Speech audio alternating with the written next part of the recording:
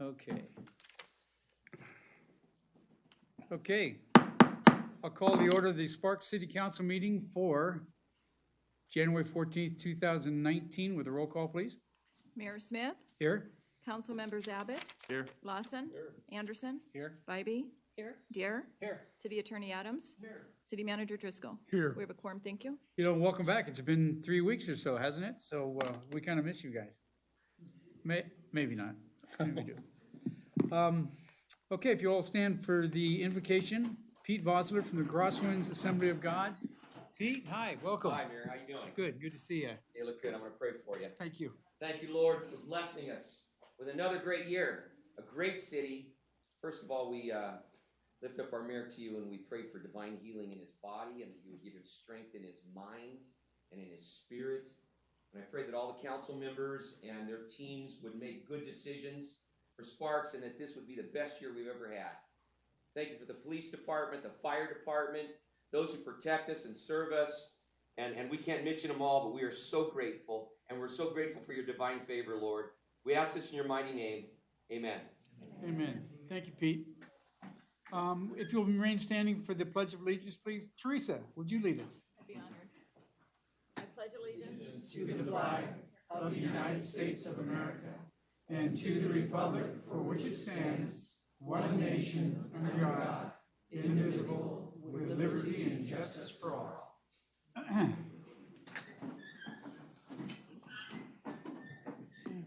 where am I at here? Okay, I'm going to open up the public comment period. I have one card. Anybody in the audience wishing to speak, please come down and fill out a card, and we'll get you going. My first speaker is Brian Johnson. Come on down, Brian. Welcome. Good afternoon, Mr. Mayor and members of the council. Good afternoon. I just wanted to, I realize it's not on the agenda today, but I wondered, would it be possible to get an update regarding the lighting upgrades around Reed High School and thinking about that terrible accident over there? Sure. That was all I had. We're not able to give you an update today, but we're on top of it. We've got, we're waiting for, is Amber in here? Amber, give us an update on what's going on so we can at least keep Reed High informed. I know it's been a while. Mayor Smith, members of council, Amber Sosa, Transportation Manager. Yes, we are waiting for the report to come back for the study that we had our consultant do. We expect that very soon and are prepared to initiate review immediately to move that forward.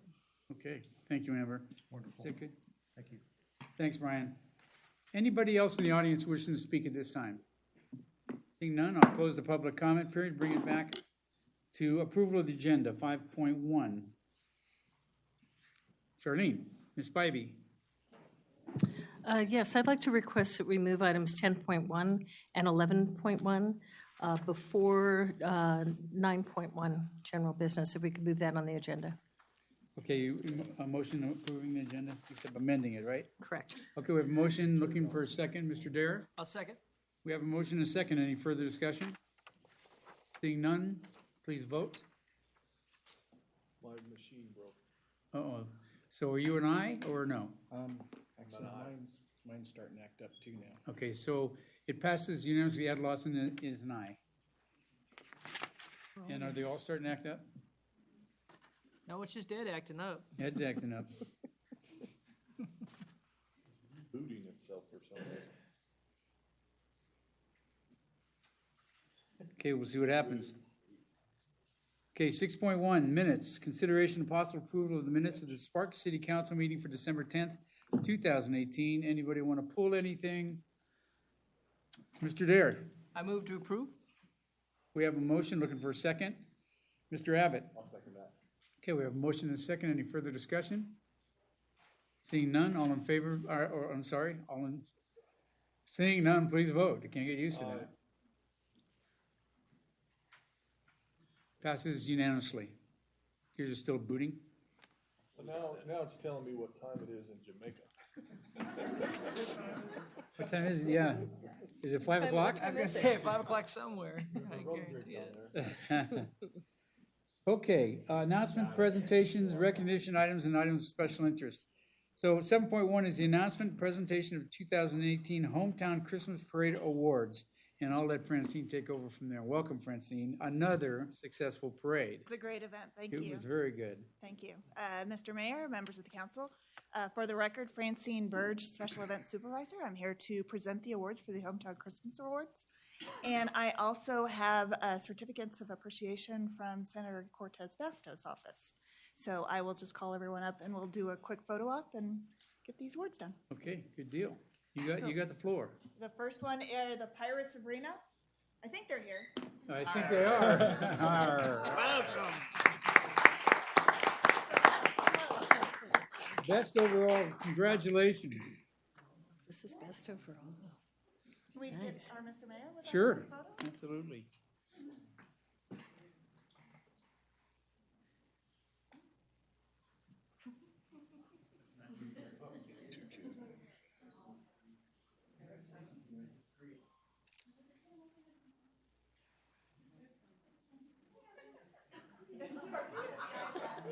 Big spot of the TV camera.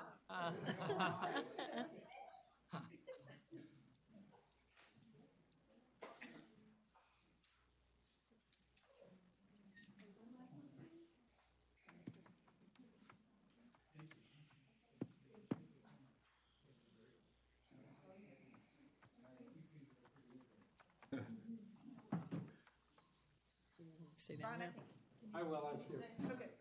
We have best community group is Girl Scouts. RSVP from them, so. Best vehicle is Half Baked. For best vehicle.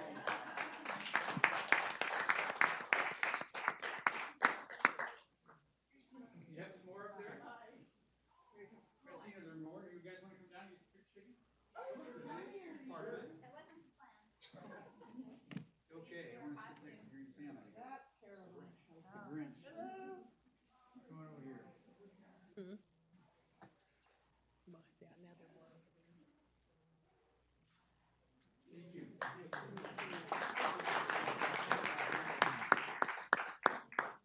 Best business entry is Escape Performing Arts.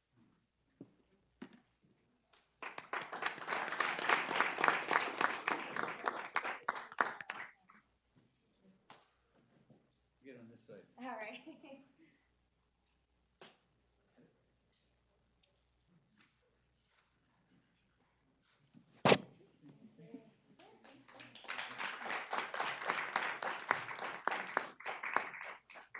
And we had two mayor's own marching bands this year, as you saw. So can we get our marching band people?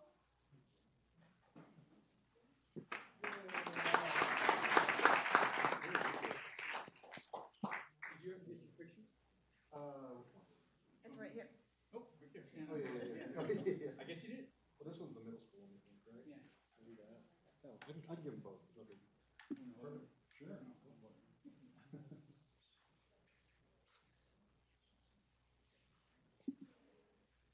Thank you. Appreciate it.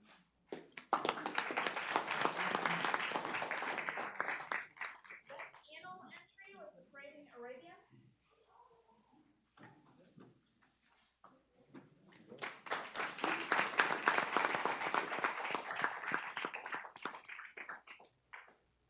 Thank you very much. Oh, there we are. All right.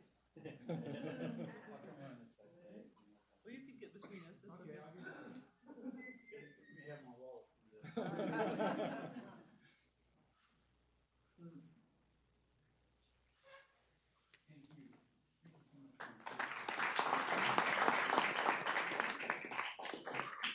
Best costume group is Washoe County Library System.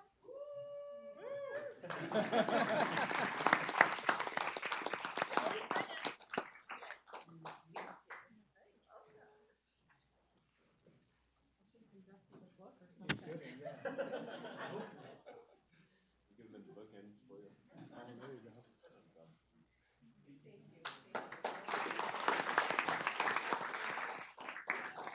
Park Kiwanis. Was best community group.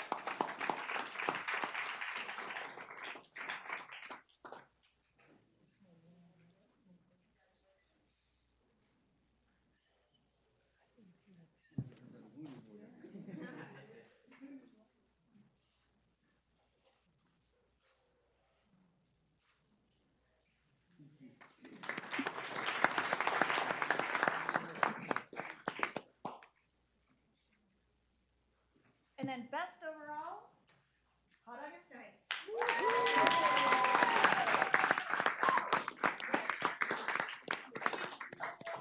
Is that okay? Oh, yeah.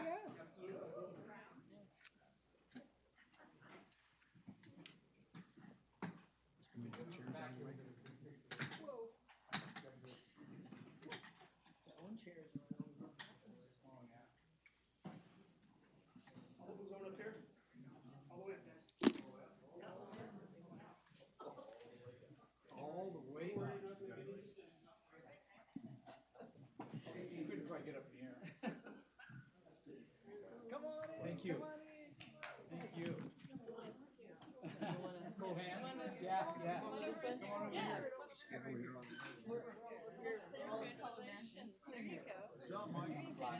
Okay, sit right next to the and then we'll move you guys in. Are we gonna get in here with you? Can you get Yeah. everybody in?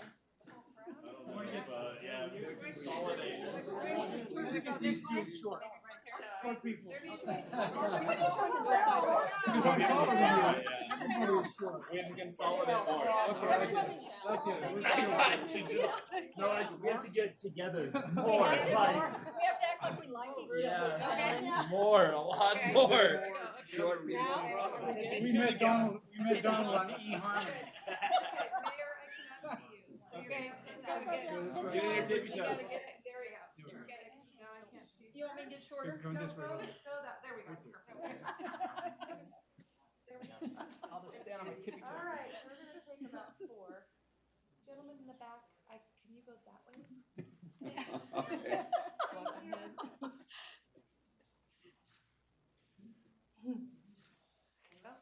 We got a photo.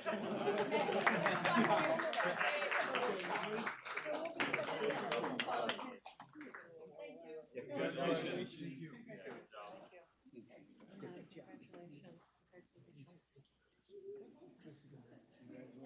Bye, Chief. Thank you. Yep.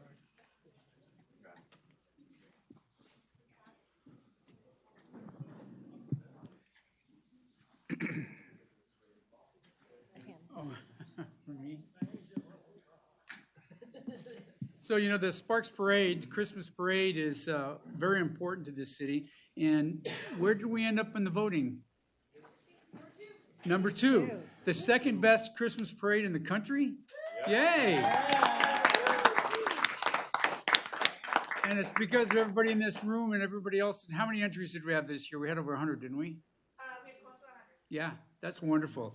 It's always a big deal, and we were expecting snow. We didn't get snow that day, so it turned out very nice. Well, in the morning, but not during the parade. We're both rolling on the Brew Crew. Yes. Yeah, thank you so much, you guys. Thank you.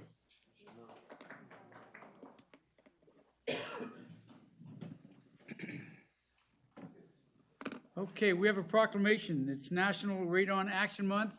Who's ever going to accept this, come on down and I'll read the proclamation.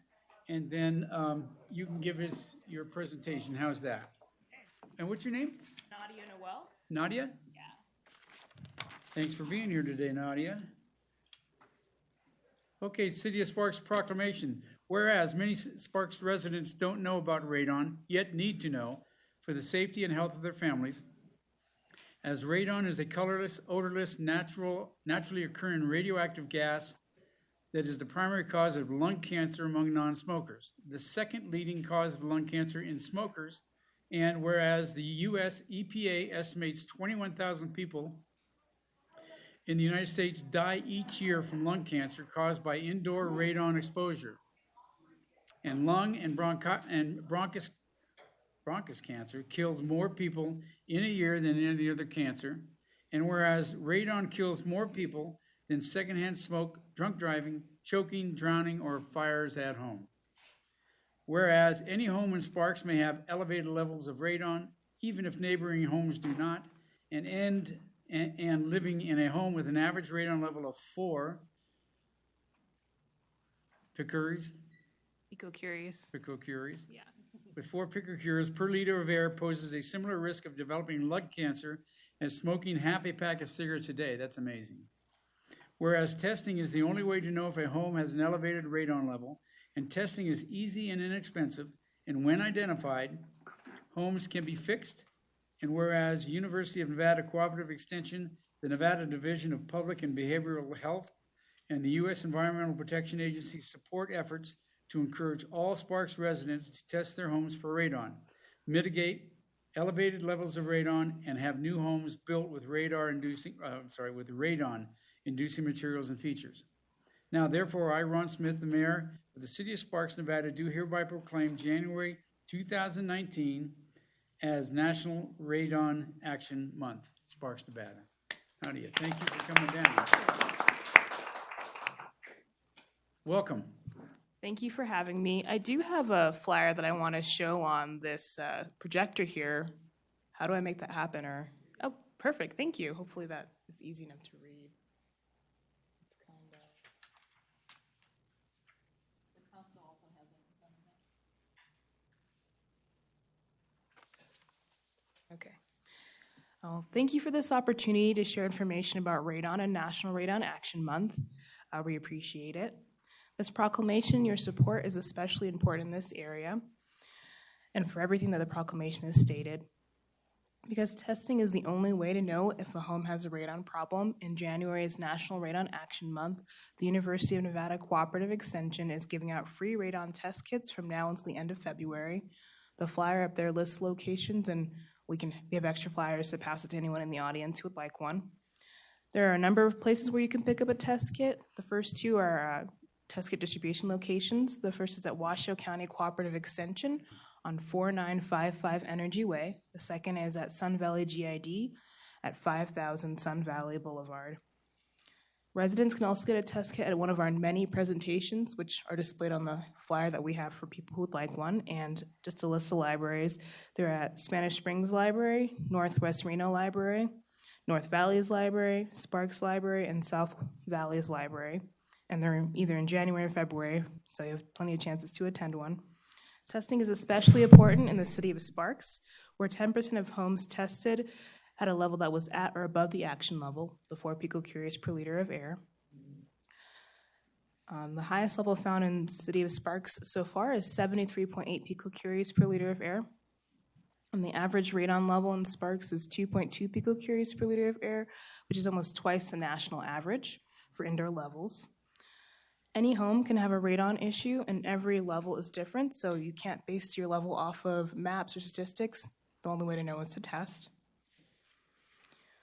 And since every home needs to be tested, we appreciate you passing the word on to your neighbors and friends about free test kits and presentations coming up. For more information on radon, you can visit www.radonnv.com or call our hotline 1-888-RADON10. We also have social media, so you can find us at Facebook at Nevada Radon Education or on Twitter at NV Radon Program.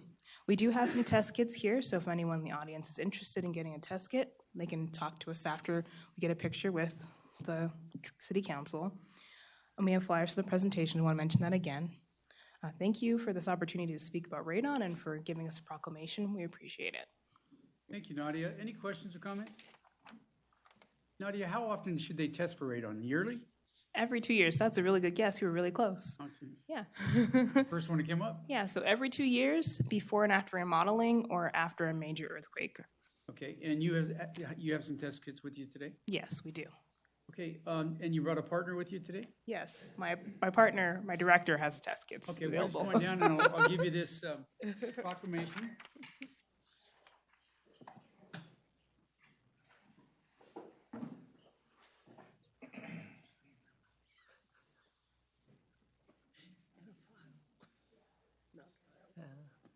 I guess let me take the picture. Get in the picture. Oh, okay. You have to. Send it to us. Dirty bossy. Think he's a mayor.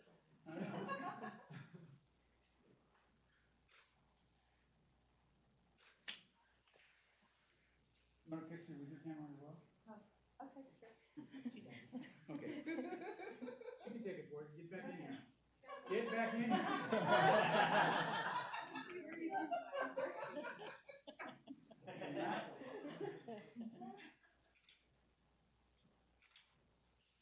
Thank you.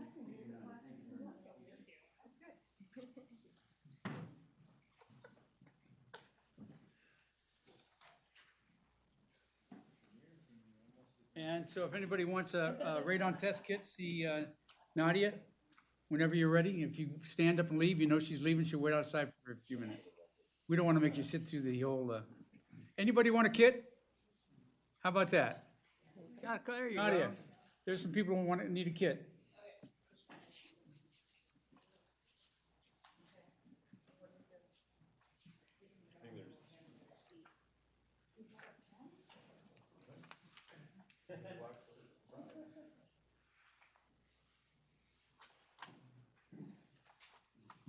Oh, you gotta sign your life away. Not really your life, but Well, okay, while you're doing that, we're gonna move on to the consent items.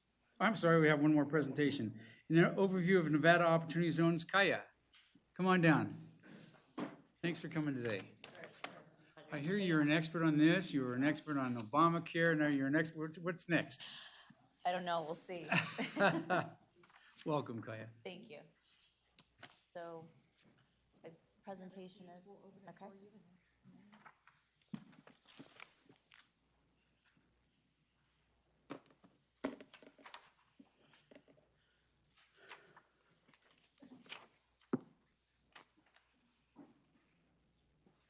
Okay, awesome. All right. Hi, Mr. Mayor, members of council, Mr. Driscoll, thank you for having me.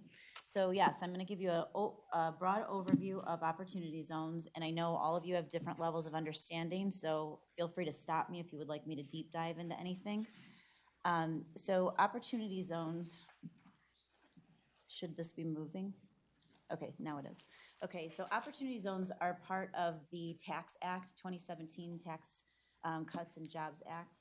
It is a bipartisan bill. I start with that because some people decide to hate it just because it's part of the Trump tax bill, and it's actually bipartisan. Cory Booker and Tony Scott co-sponsored it.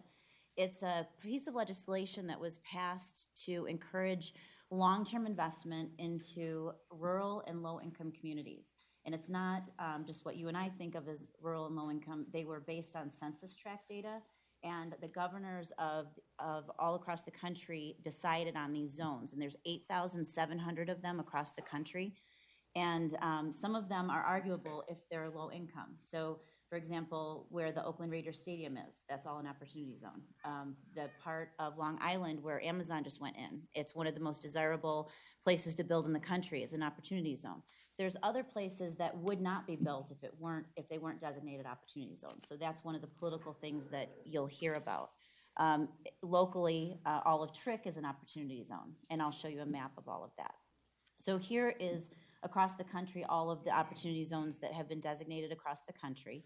These are not going to change. Some people are saying, can we get this in there? Can we get that? It's not going to change, at least for the next 10 years, and probably not ever.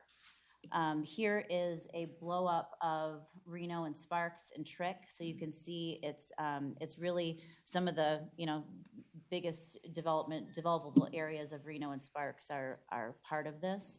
And I'll send this to Steve so he can forward it to you guys. This was a map. There's a lot of maps online, but we blew it up and honed in on the areas that were important to us.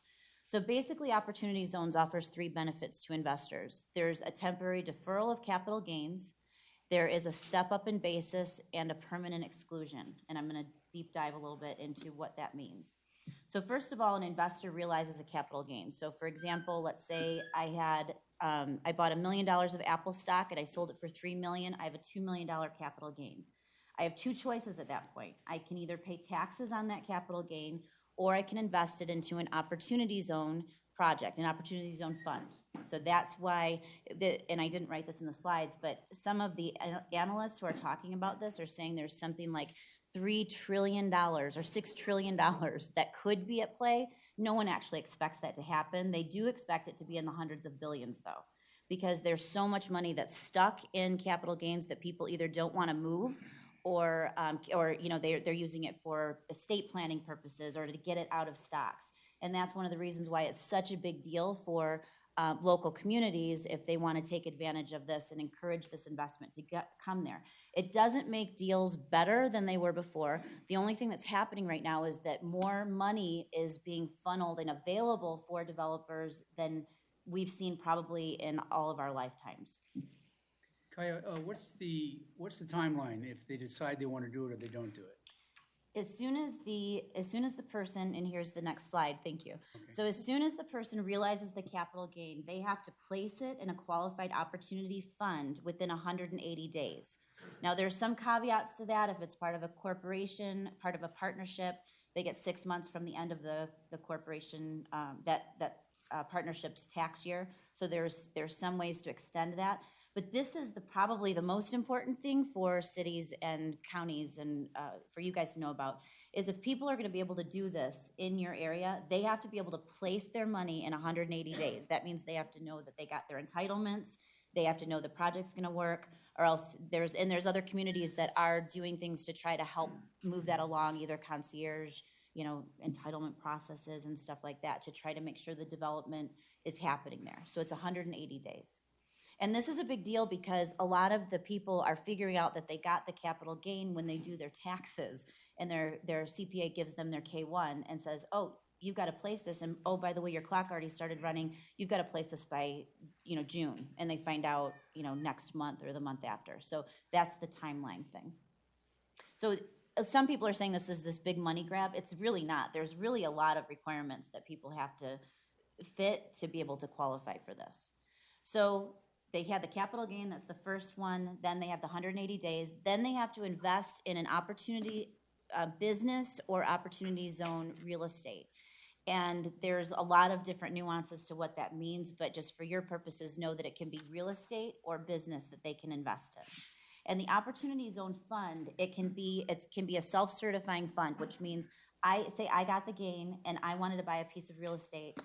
I would go and buy that real estate. I'd probably set up an LLC. And then when I fill out my taxes at the end of the year, my CPA fills out a form that says that was an Opportunity Zone Fund. That's one way to do it. The second way to do it is just like people raise money now, they're aggregating lots of money, lots of different investors' money, creating a fund together, and then investing that money. So the word fund is used loosely in this setting, yeah. So is there a time frame on that fund? So if I start an opportunity zone and I want to raise $10 billion and I only have $5 billion, do I have to invest that $5 billion at some point? Yeah. Sooner in the 180-day period, or can I wait till I get to my 10 billion and then invest it? Okay, so what is happening is everyone's talking about, if you've Googled this lately, you're hearing about funds. Overnight, someone in Chicago just raised $150 million, and Goldman Sachs just raised two $500 million funds. They're saying that they're raising them, and it's not like a normal fund where they're actually taking the money and then dispersing it. They're actually getting commitments for the money. And I've talked to hundreds of funds across the country. So they're getting commitments. So let's say I'm doing a $20 million fund. I'm going to create all the documentation. In fact, we're doing that locally for local businesses. I'm going to create all the documentation, create the so-called fund, and get commitments from all of you to put your money in. But then I don't actually deploy the money until we have an Opportunity Zone project. Then I come to you and say, Ed, I've got a project. Are you ready to put the money in? You put the money in and it goes in the project. So it's like a capital call fund. That was the gray area for me. Yeah, for us too. And we were wondering, and I talked to the funds, and that's what they're actually doing. Perfect, thank you. Okay. So then it goes into a real estate or a business Opportunity Zone project. Now, this is an important part because people can't just invest in an Opportunity Zone project and then sit there. They've got to substantially improve it. So let's say I invest in real estate, and let's say I pay $1.5 million for a piece of real estate with a building on it. We're going to value the land and the building. And then my substantial improvement, let's say the land is $1 million and the building's $500, I have to spend another $500 improving the building. That's how it works for real estate. Then for business, that's one of the places where we are waiting final regs before we know exactly what the substantial improvement is for a business. We just know that it's substantially all. So if the fund was $10 million and the whole $10 million went into the business, substantially all of that has to go in, but substantially all has not been defined yet by the IRS. Yes. Does this include, what includes a business? When you say business, is that nonprofit as well? Is that anything that brings money in and out? Is that a particular? So I guess it could be I don't think a nonprofit would work. It would have to be something that makes money because the deal itself still has to make sense. So the investors need to get an internal rate of return. They need to know that they're going to make money. So a nonprofit wouldn't work, but it could be anything from a tech startup. So when I explained how the step-ups go, you'll see why it's perfect for a business. In fact, it's a bigger opportunity for business, even real estate. But real estate's the low-hanging fruit. We're gonna see much more real estate development before we see any business, and that's across the country. But specifically here, because we've got so much going on at Trick, so much going on with Edon, bringing all these businesses over here and stuff like that. So I'll go through that in a second. Okay, so here's the two step-ups. I'm gonna go over it really quick, and then I'll go through, did I say I something? keep picking them. Oh, okay, so. I didn't even here's- do anything wrong. See? Okay, so here's the two deferral step-ups that I'm talking about. If you put your money into an opportunity zone fund and you hold it there for 5 years, there's a step-up in basis of 10%, which basically means a 10% discount on the capital gain. And I'll go through an example in a minute. Then after 7 years, there's an additional 5% step up. So in other words, if you can keep the original capital gain in the project for 7 years, you can have a discount of up to 15% of the original capital gain. So you only pay 85%. That's the first part of this. Everyone, no matter if you kept it in for 7 years or 2 years or 3 days, everyone pays capital gains on the original capital gains tax on that original investment at the end of 2026. That's important for everybody to know because at the end of 2026 is a massive tax event for everyone that went into opportunity zones. So that's important just to know for a lot of reasons for you guys. So if you start a zone in 2019, it goes back to 2016 is when the 10 years start? No, it starts from the day that you open it. So if you start it, well, we haven't gotten to the 10-year. That was just actually this slide explains it better. Let's do it this way. So at 5 years, you have a 10% reduction in your taxes. So let's say you do it right now, okay? Right now, because the tax event is the end of 2016, right? So you have time to keep it in for 7 years. So after 5 years, you get a 10% reduction in the tax. After 7 years, there's an additional 5% reduction. So if you put it in now and you kept it in until 2026, you would save 15% on the taxes. Then after that, if you kept it in for another 10 years and you sold it after that, then you pay zero gain when you sell the project. It's a massive, that's where the light goes off. So the deferral is big, but it's nothing compared to the 10-year. So for an example, let's use an example. I sold my Apple stock. I bought a real estate project. I kept it in for the 7 years. I get a 15% reduction on the original taxes.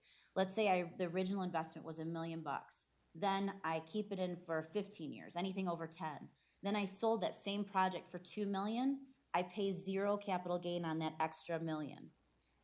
That's why this is such a big deal, and that's why there's so many people that want to invest in these But communities. you're gonna pay tax on the 2026 regardless. You're gonna pay it 2026 regardless, but you can get a reduction of 15%. That's the only thing. It's also a big deal, though, the deferral. So, like a 1031 exchange, it kicks the can down the road where you're deferring. This is sort of like legal money laundering, where you can get your money out of kicking it down the road, and you can clean it up and do it in opportunity zone and not pay the tax on it. So it's a huge incentive. It's a massive incentive. So that's the overview. That's the big overview. The other things I want to share with you guys is in order to get the full 15%, you have to have done the whole investment by the end of 2019. So that's why you're probably going to hear people rushing and wanting to get this done really quickly. Not the end of the world if they don't, but you're going to hear about that. And then the other thing I said before is Opportunity Zone doesn't make a bad deal a good deal. The deal still has to pencil, but if it does, it's a great long-term hold for people to, get their money out of capital gains. The other thing I want you to know is I spoke to Steve last week. I started an Opportunity Zone task force. People from Sparks and Reno and Washoe County and the governor's office are all part of it, and developers. But what we're doing is we're educating, and we're just bringing people together to talk about this and learn what we can do about it as a community, and make sure that the developers are working with the communities and making sure that that they're aligned in what you guys want to accomplish, because the money is just flowing here. The other thing, we're gonna do a Northern Nevada Summit in February. There was one in Vegas that was sponsored by all the governor's departments were all there. We're gonna do the same thing up here, but ours is gonna be much more business focused because of Trick and because of all the technology stuff. So that one was mostly real estate focused. We have a panel where we're gonna have Blockchains, Tesla, and Google all speak. We're bringing people in from the Bay Area. So we're really doing what we can to make sure that where that investment goes, that we're targeted here for Reno and Sparks. So that's what we're about, and I'm open for any questions you guys have. Thank you. Questions or comments? Ms. Bybee? So on your summit, do you have a date set in February, date and location? We are working on that. It's going to be, we just got approval for February, I think, 25th and 26th, and at the El Dorado, but we're still pricing out other places. So it's probably gonna be the 25th and 26th of February. So the first day will be the content, and then the second day will be, and I'll let you guys know when we nail it down. The second day, Blockchains is gonna sponsor a tour of Trick and all of that area. Okay, so if people are interested in that, is there a website or somewhere they can go to get information on the opportunity zones and on this particular summit? We will have that. We don't have it yet. Okay, Yeah, thank but you. we will have that, and we'll make sure it's disseminated to all of you, for sure. Mr. Manager? So for the city of Sparks, if someone believes that they have a project that fits inside the opportunity zone, they would do what they do with any other project. They would bring it to the city, to Mr. Ornelas. They would take a look at it and see how the project fits into land use and those things. And so would go forward. And then the financing piece, which is what we're talking about here, comes after the project gets started. So the main thing is if somebody believes they have something and it fits inside the map, talk to Mr. Ornelas. He's our lead on opportunity zones. Okay. And Steve, Armando has been very influential in helping get the task force together and the summit together. Mr. Dare? So when we think of the timing on that, 2019, this year will blink and it'll be over. And so if we have this particular process, we did need to do everything we can to get that word out.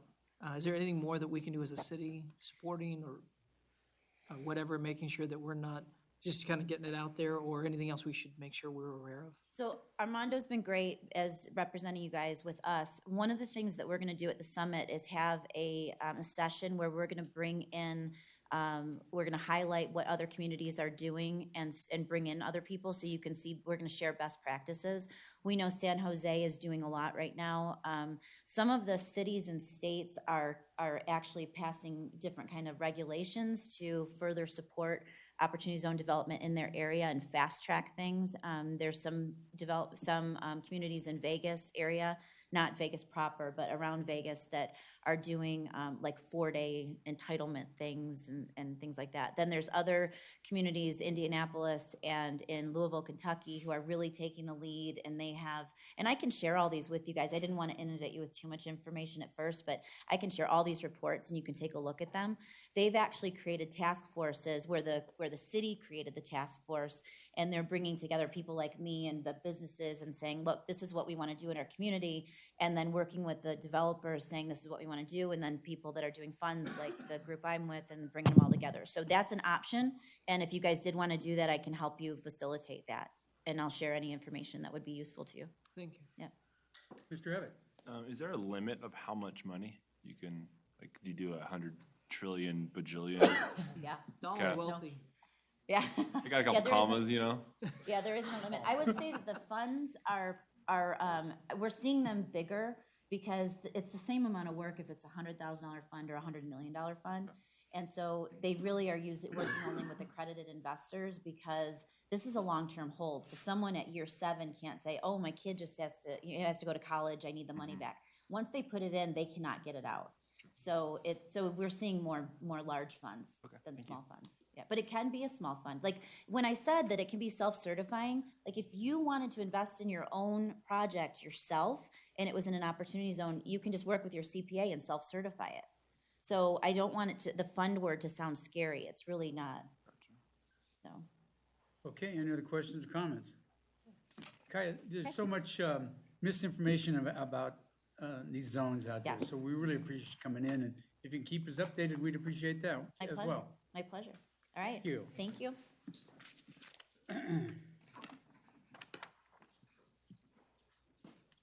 Okay, we're gonna move on to consent items. Anybody want to pull a consent item? Looking for a motion.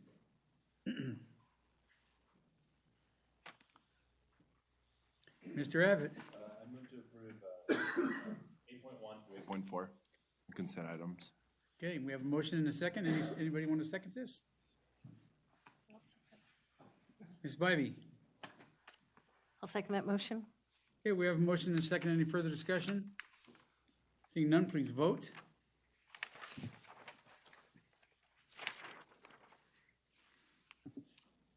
It passes unanimously. You can do it, Paul. You can do it. Okay, we'll move on to 10.1, public hearing and action items unrelated to planning and zoning.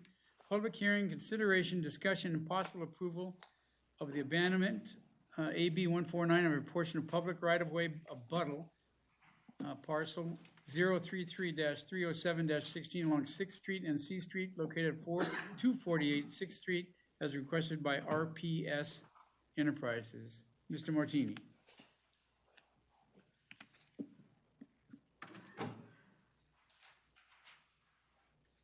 Thank you, Mr. Mayor, members of the council. I'm John Martini, your Community Services Director, pinch hitting for your city engineer, John Erickson, today. And I'm before you with a request from RPS Enterprises for an abandonment of a portion of existing city right-of-way located on the southeast corner of 6th and C Streets. I prepared an additional figure that's not included in your staff report, just for clarity to the council.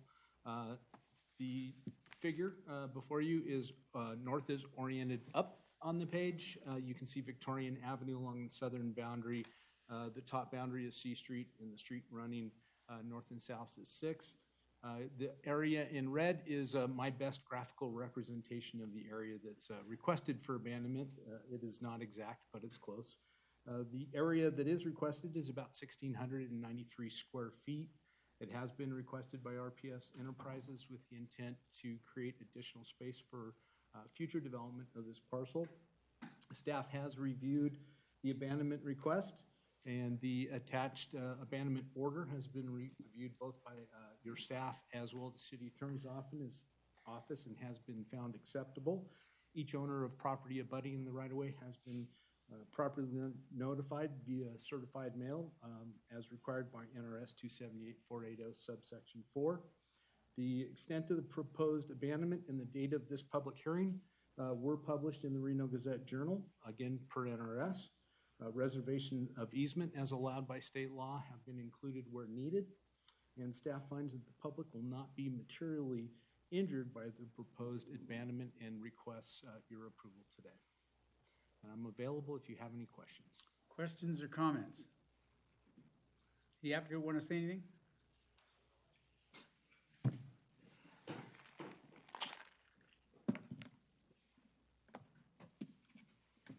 Welcome, Mr. Schmidt. Thank you, Mayor and Council and City Manager and City Attorney and City Clerk. Good to see everybody. Happy New Year's. I'm always concerned about coming and addressing anybody in the same room when we talk about money laundering. It can be difficult times at that, but thank you for allowing me today to speak on this item. It's a very simple item.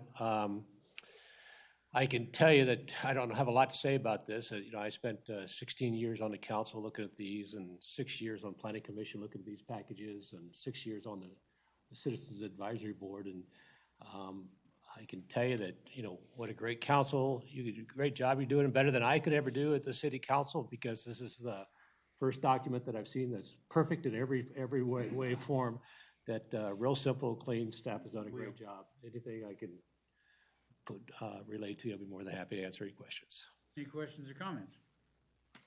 Okay, seeing none. Mr. Dare? No, no, that's pointing at Donald. I'm good. Okay. I'm good. Thank you. Okay, we don't have any questions or comments, looking for a motion? Mr. Abbott? Mr. Mayor? Yes. It's a public hearing. Yes, it is, you're absolutely right. Take that back. Okay, this is a public hearing item, and I'll open up the public. Anybody in the public wishing to speak at this time? Seeing none, we'll bring it back to the council for action. Mr. Abbott? Yeah, I move to approve the abandonment of a portion of public right-of-way abutting parcel 033-307-16 along Sixth Street and C Street located at 248 Sixth Street as requested by RPS Enterprises. Okay, we have a motion, looking for a second. Mr. Dare? I second that. Okay, we have a motion and a second. Any further discussion? Seeing none, please vote. Passes unanimously. Okay, we'll move on to planning and zoning items. 11.1, consideration and discussion of possible approval of an amendment to the Stonebrook Final Design Standards and Regulations to move and reallocate the acreage designated for various residential, commercial, and business park land use categories and modify associated development standards for an approximately 610-acre site in the NUD Stonebrook. Ms. Melby, welcome. Good afternoon, Mayor Smith and City Council. I'm Karen Melby, Development Service Manager. Before you today is a request to amend the Stonebrook Final Design Standards and Regulation to move and reallocate acreage designated for various residential, commercial, and business park land use categories. Also to modify associated development standards within the handbook for an approximately 610-acre site, which is zoned new urban district for the Stonebrook. It's generally located, you can see here outlined in cyan, here's Pyramid Highway. It's generally located in the southeast corner here of La Posada and Pyramid Highway. The final Stonebrook Design Standards and Regulation was approved by City Council in the year 2006. There have been 2 phases of the single-family housing approved on the eastern portion of Stonebrook for approximately 1,076 single-family lots, which are all under construction. You can see some of the lots are lotted here. We've also had approval of the second phase down in this area. This request is to amend the final approved Stonebrook Design Standards and Regulation handbook, which is the proposed amendments include change the land uses in the land use handbook to match the approved comprehensive plan amendment land use designations. If you remember, a few months ago, you approved a comprehensive plan amendment for this property. Update the land use summary and density tables within the handbook. Remove the references to the Northern Spark Sphere of Influence, the NSSOI, as most people call it, which is no longer in effect with our adoption of the comprehensive plan in 2016. Update the phasing section of the handbook incorporating current development standards. Consolidate the 2 neighborhood parks into a community park in accordance with the current Parks and Recreations Development Department policy, and then also administrative changes throughout the handbook or the document. This is the, in the handbook right now, this is the land use map showing the land uses in the handbook. And what they're proposing, this is what, if I can do it, this is the approved comprehensive plan amendment map. You can see that they've shuffled the land uses along the western boundary here of the property along Pyramid Highway. What they're proposing in the handbook, this is the graphic that's in the handbook. This 4th map is the Stonebrook land use map and the design standards and regulations. This is the request that's before you today. The changes consolidate the 2 park sites. As you can see in this one, they had a 5-acre park here and a 5-acre park here. And what they've done is consolidate that into a 17-acre park along La Posada. And then also, this plan also reflects the actual outlines of the subdivisions as they're being developed right now. The consolidation of the park is in conformance with the Parks Department policies. They're trying to get rid of the neighborhood parks and make them into more of a community park. And that's what the 17 acres would represent. The proposed amendment moves and reallocates the acreage designated for various residential, commercial, and business park land uses, mostly within the western portion of Stonebrook, in conformance with the recently approved comprehensive plan amendment. This handbook amendment does not change the number of approved residential units, which in the 2006 handbook, which is 2,135 units, nor does it change any of the densities. Addressing the 10 findings to make when reviewing a proposed modification to a final plan development handbook.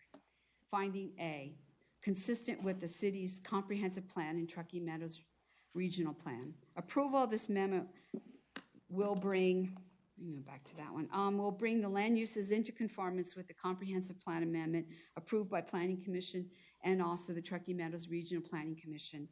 The consolidation of the 2 neighborhood parks into a community park complies with the Parks Department master plan policy.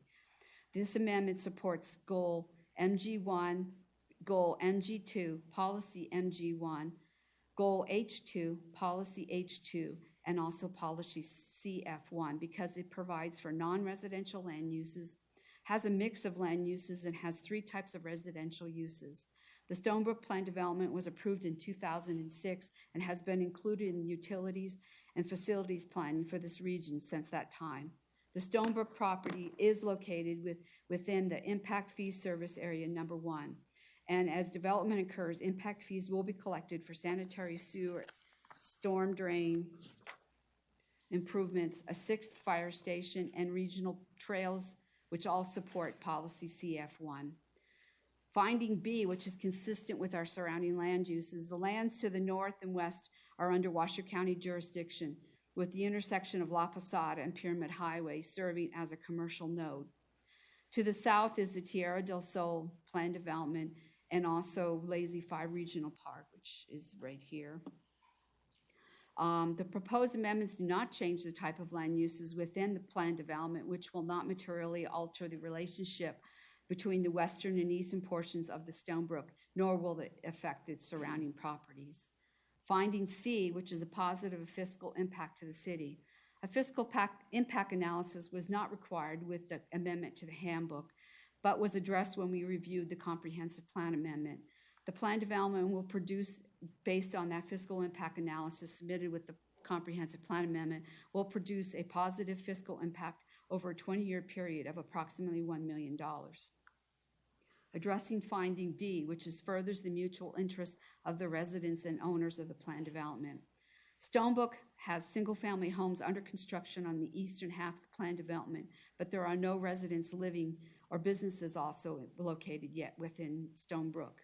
The proposed amendment relocates the land uses on the western portion of the property and are intended to facilitate development in a manner consistent with the original intent of the plan.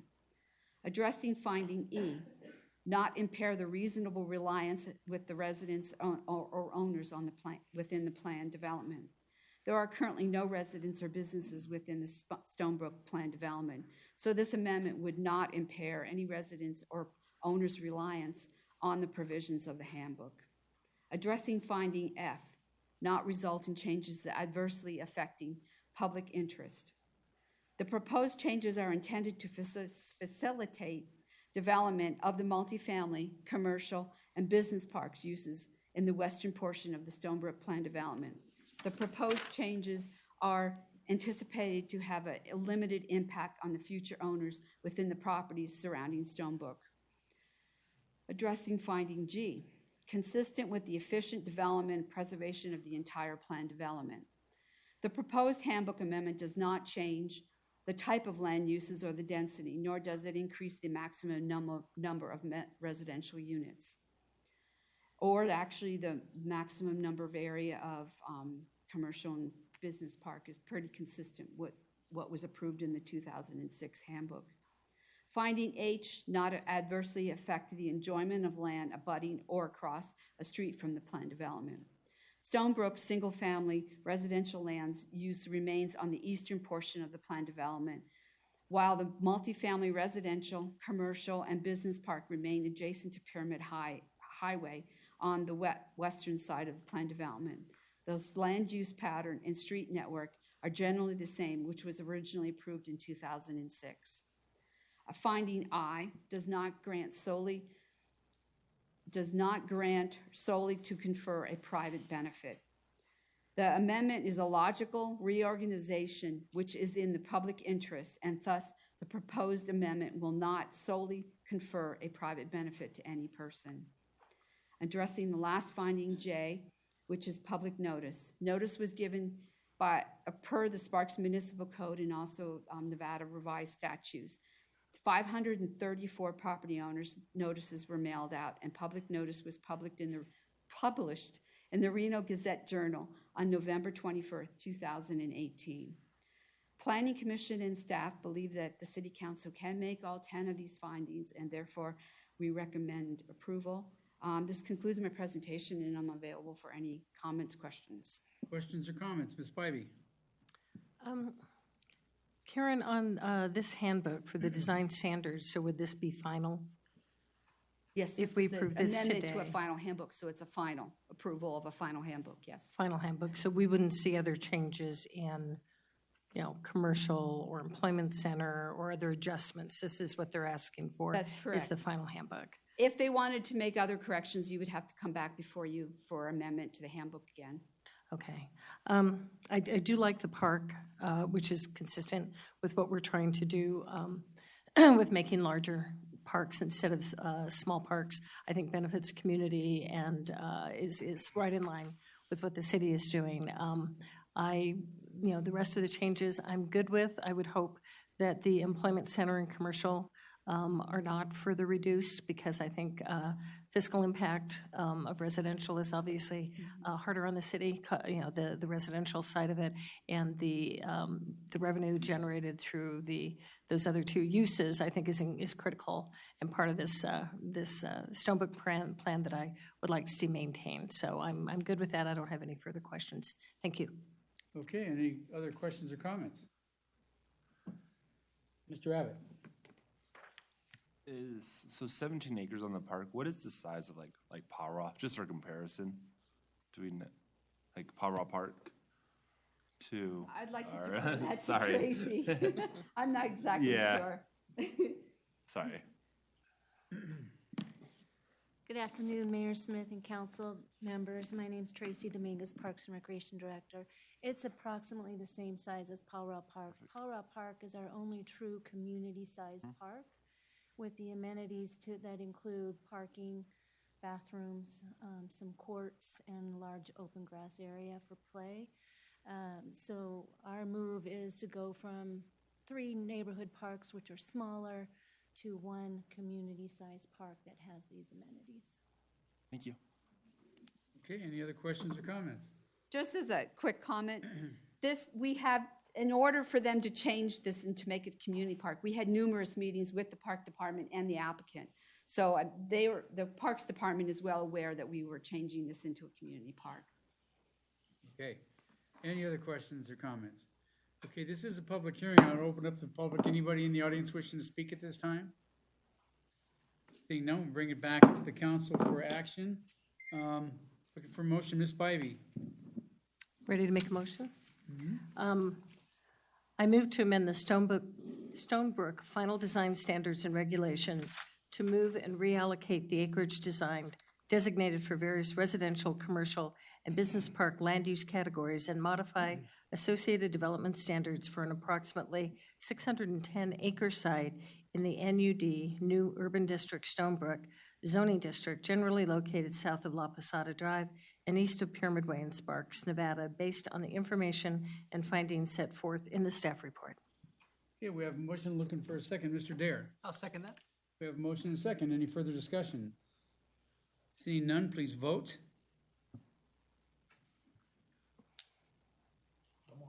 Come on, Ed. Mine went to Jamaica again. Okay. Yes. Yes, okay. Passes unanimously. Thanks, Karen. Good report. Thank you. Okay, we're going to move on to 9.1, which is consideration, discussion, and possible approval of changes to the City Council's board and commissions appointments from the following pool of candidates, which is the entire City Council. So Mr. Driscoll, the Thank you, floor Mr. is Mayor. yours. Members of the council, Steve Driscoll, Froggy City Manager, for your records. And brand new grandpa, by the way. Yes, thank you very much. Which has nothing to do with the throat. I know. So every 2 years after the election cycle, this body goes through and looks at the boards and commissions and the assignments and the volunteerism that's done in order to, for this elected body to fill the various positions that they're obligated through interlocal agreements and other regional management programs that you're involved in, not only what you do here, but for the entire area. So what we have is a fairly long list of boards and commissions for which we have primary members. Sometimes there may be more than one primary member, and alternates. And each of those boards and commissions have their own bylaws underneath different agreements. They have terms of office, and they have the commitments that you as individuals are involved in. So after each election cycle, we are required by several of those boards and commissions to now reappoint.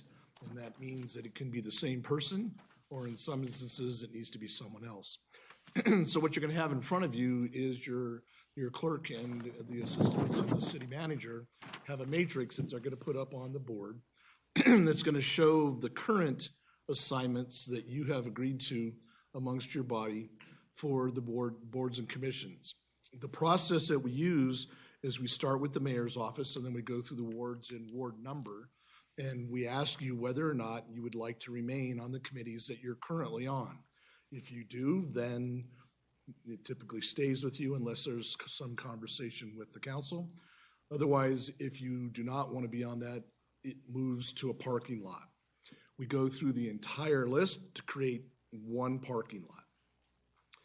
Then we go to the parking lot, and line by line, committee by committee, you will talk amongst yourselves as to who would like to have it or who maybe you want to assign it to, whatever the case may be.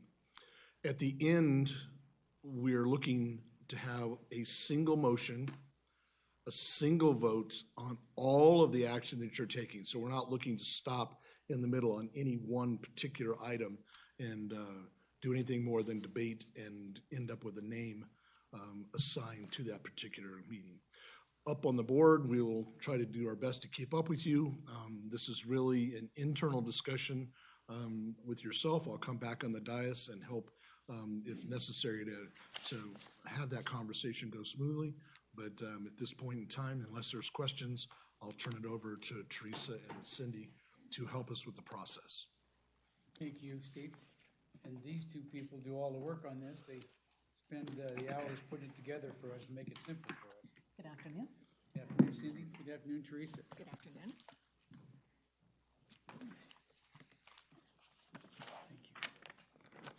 So Mayor, you're first.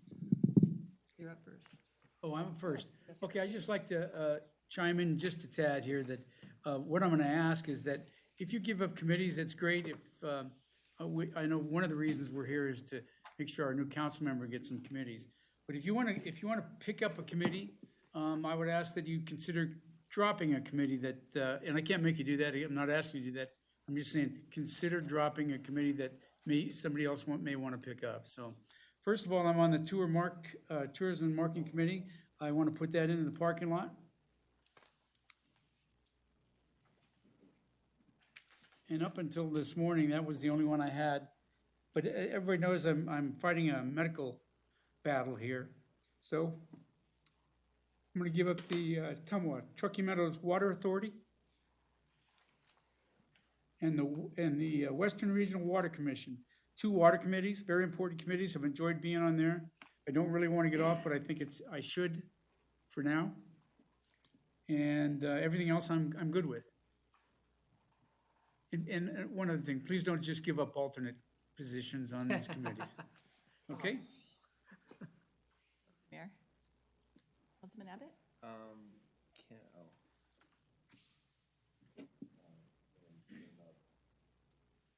Okay. Can I give or put in the parking lot debt management commission? And then is it okay if I put one that I'm willing to take back? Can we do sewer appeals as well? Just to throw that out there. And I'm good for now. Thank you. And Lawson? I don't really, I'm good with all mine. Councilman Bybee? I'm gonna go and put Animal Services Advisory Committee in the parking lot, and then, we can include our alternate spots, so too, correct? Sure, I'm just Yeah, saying, yeah. just try not to give them all alternate. Right, let me do the Animal Services for right now, and the, Truckee River Flood Management alternate, What was the first one? Animal Services Advisory, the very first one. Oh, okay, got that one, Animal And Service then the, Advisory. and the Truckee River Flood Management Authority alternate.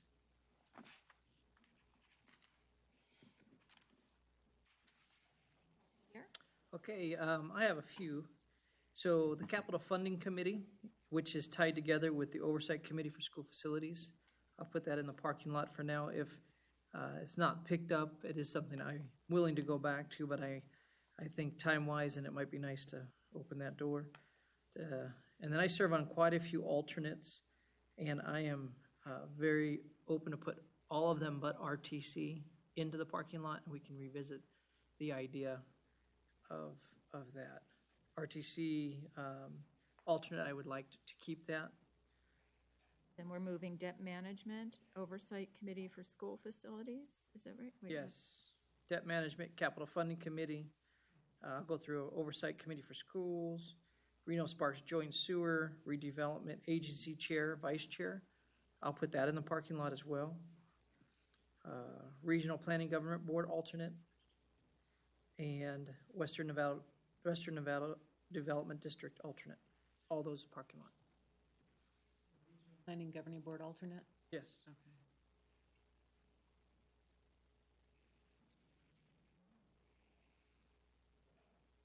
RTC, alternate one? I want to keep that. And then the WNDD.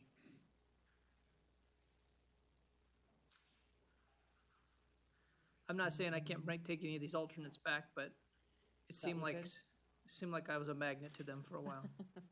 So Redevelopment Agency Vice Chair, did we The take alternate that to to the the alternate. parking lot or leave that? Which one? That one, go and put in the parking lot. The Redevelopment Agency that's Vice fine. Chair? Okay, thank you.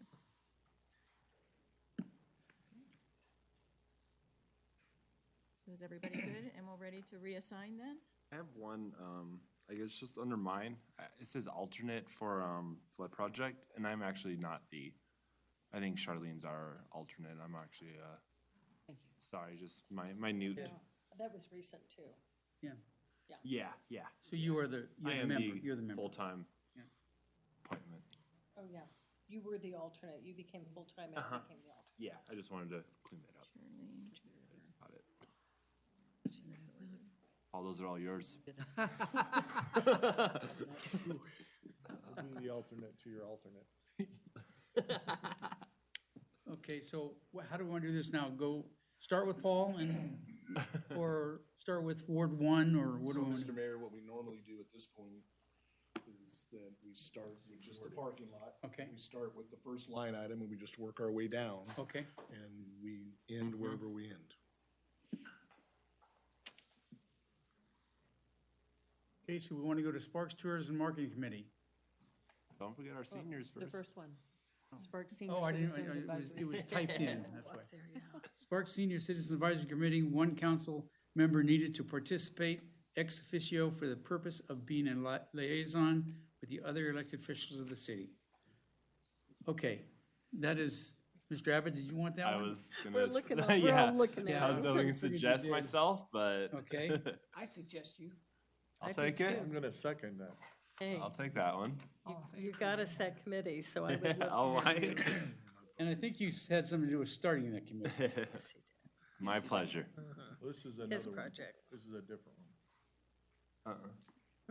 That's mine. This is the one. That I That's what created. you were. Oh, Oh, he's on the Washoe other one County too. is one I'm already on. That's the new Oh, one okay. we got. So, and Mr. Driscoll, we don't need to vote on each one unless there's two people who want that committee, is that true? No, then, I think at this point, it's a matter of if you can come to consensus, that would be the best thing you can do. If they can And do it then on the the only dais. voting you action you would take would be at the very end in total, Okay, so. okay. Now can I move on to Sparks Tourism and Marketing Committee? I've been on the committee for, well, 12 years. And there's a lot going on there. They're responsible for funding of special events. We spearheaded the branding efforts here in Sparks, the rebranding efforts. So it's an important committee. Ed is the chairman of that committee. Who would like to pick that up? I would be interested. Okay, anybody else?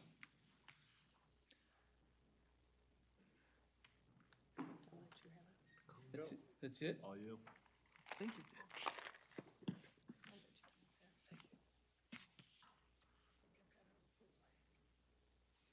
Okay, we'll move on to Tumwater, Truckee Meadows Water Authority. I've been on that board also been on it twice, once for a couple of years and then for the last 3 or 4 years. So who would be interested in picking up Tumwa?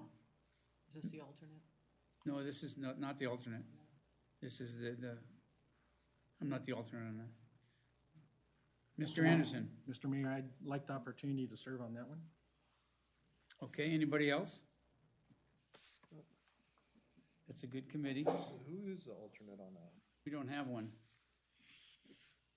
We don't have an alternate for Tumwa. We need Or one, though. do we? No, I'm the alternate for that. You are, yeah. Who's- Truckee Meadows Water Authority. Who's that guy? It says Christopher, but you're the regular member now. Yeah, I'm the regular You're the member. regular member. But and- I'm still an alternate. Yeah. I'm guessing you probably moved gone. So you don't need another alternate. No, Are you keeping your alternate, Ed? too many alternates So we're good here. spoil the We're kitchen. just gonna get rid of that. Okay, next one is Western Regional Water Commission. I served on that one for many years as well. So for me, I think it goes well with Tumwa, but anybody else want that? You missed one. Should stay Excuse me, together. Mayor? Hold on. Hmm? This Western Regional Water Commission is appointed by TUMWA for you? They So can I think replace TUMWA me. is gonna have to appoint, I think they can replace me, Teresa, and then they have to verify it to replace me. okay. I think that's how that works. Because they do that every 2 years.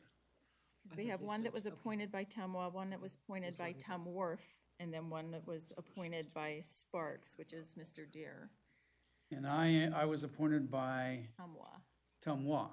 right? So I Okay, think so- they're the ones that are gonna have to appoint. So Mr. he's on the Tumwa board now, and we'll put in a request for them to approve that. It shouldn't be a big deal. You gotta keep the same, don't they keep the same representatives as far as cities? Well, they serve on, a lot of members serve on both boards, but it keeps uniformity on what's going on out there. TUMWA does the appointment. Yeah, we just have to notify them, and they can do that right away. Matter of fact, I'm sure they're gonna be surprised when they find out that I've given up the boards. Okay, Mr. Abbott. Yeah. You gave up Debt Management Commission and sewer appeals. Who doesn't want to be on sewer appeals? I don't understand it. I like sewer appeals. I was just trying to. Okay. Debt Management Well, you take sewer back. Commission, anybody interested in Debt Management Commission? I think Paul should take debt management. I just remember sitting in that seat and everyone said that about me, so I just had to ask. I'm willing to take both of them back if no one wants them. You have any other ones you want, Paul? Actually, the only other one is just the Flood Management Authority. I mean, since such a large portion of Ward 3 is in the flood zone. So that's actually, that would be the alternate position under where Charlene is currently.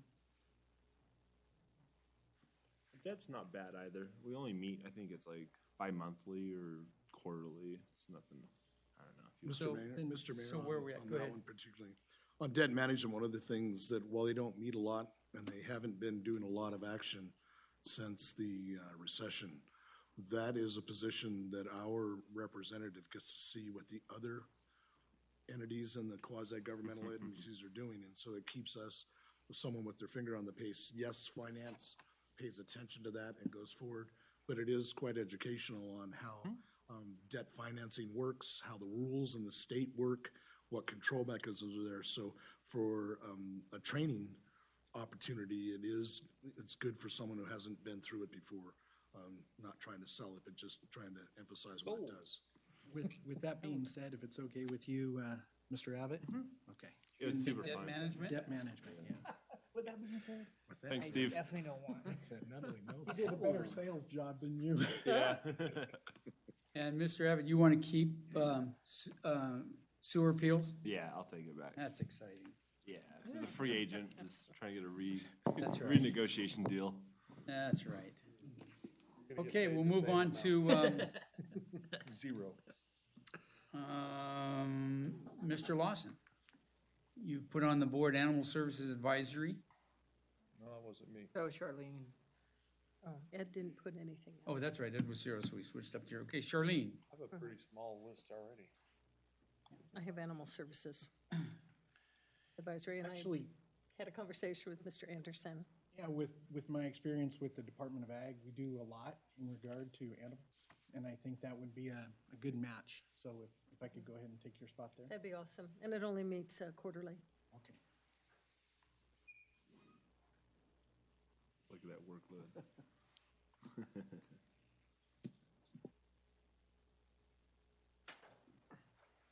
Okay, Turf Month. Tell them Actually- what that is. That's the Truckee River. Oh, I know what it is, but I mean, that's the alternate. Yeah, if I could go ahead and take that alternate Wanna spot. give Yeah. that up? Yeah, that would be fine. That's a great committee. We'll get a couple water things. I haven't done any water. Anybody else? Okay, we'll move on to, let's try Christopher Dare. Mr. Dare, capital funding. That's one that I'm willing to share. I think somebody else could step in that if they wanted to. If someone didn't, it is an important thing. It's helps oversee all the building of the schools and the portion. Charlene's in that. I definitely think it's always a lively conversation. But it is with me serving on a lot of the other ones. If Paul was interested in jumping in or somebody, I'm open to stepping back. And how often do they meet? They meet, I'd say it's Sporadically. sporadic, but at least every 2 to 3 months. Okay, 2 to 3 months. at least twice a year. At least, probably 3 to times a 4. year would be. 3 to 4 times a year. And of And course, then they're, the oversight, I'm sorry, go ahead. the oversight committee, how often? It's all at the same It's all time. one Both of meeting? those are together because they meet simultaneously. Okay. And we do have a lot of schools coming up, they're building. With what's going on with Wild Creek, it's a very important conversation and it's pretty crucial. You don't want me Capital on that funding board. and oversight Well, committee, they're all. it's crucial that we're there keeping an eye on it all, pay attention to all. Just the Oversight Committee was formed first from bond money years ago. The Capital Funding Protection Committee was the result of WC1. So the Capital Funding, or the Oversight Committee actually oversees bond money that has been generated and is used for school improvements, mostly maintenance and repairs on schools. The capital funding is the WC1 money, which primarily is being used for the construction of new schools, but they took the same members or representation from the Oversight Committee and merged it into, it's all one committee, but we kind of have two different, it all has to do with school maintenance, repair, and building new schools. So it's all lumped together as one, but that's kind of the history of it. And it's been meeting, average about quarterly, every couple months, not on a set schedule. Everyone okay if I take that? It's better you than me. Okay. And that's So the that'll capital be the- funding oversight I got committee. a phone call, they didn't want me to be Capital on that. Funding Protection Committee, and then the Oversight Committee for School Facilities. Could be there. Talk Yes, about it's both Wild of those. Creek. It'd be the two together. Yeah, so it's really Okay. one committee. Okay, so then we'll move on to Reno Sparks Joint Sewer Coordinating Committee, the alternate. Sounds like it right up your alley, Donald. You're the man? I'm the man, main man. You want that? No, I'm already on it, sorry. Oh, that's right, you can't be both, can you? Actually, if it's okay, would you mind if I join that one? Go for it. Sure. You're good? You're good? Okay. Every one of those you can take. I've never missed a meeting, so that's why I You didn't. got the want to alternates skip from a meeting. Donald last time. Yeah. I mean, you may not want to take all of every one of them, but I'm happy to take things back. Well, I'm starting to put the brakes on here. As I say. Reno Sparks Joint Sewer Coordinating Committee alternate, correct? Okay. Okay, then he's got Regional Planning Governing Board alternate. I would like to take that. I'd actually like to be the regular, but I'll satisfy, I would be okay with alternate for now if nobody else wants it.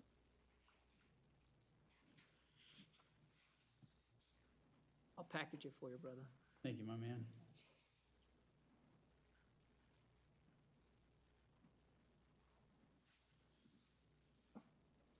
Okay. And I don't think I skipped any on his so far, have I? Redevelopment Agency, Debt Management Commission, alternate? Debt Management Alternate. Oh, okay, I didn't put that on. Debt Management alternate. I could take it since I used to be on it. Okay. So we'll swap If you spots. can't make it, I can. It's really fun. I liked it. Learned a lot. Okay, then we've got Regional Transportation Commission, RTC, alternate. I'm keeping that. Oh, I had you down. You're not giving that? I don't want to give that up. Okay.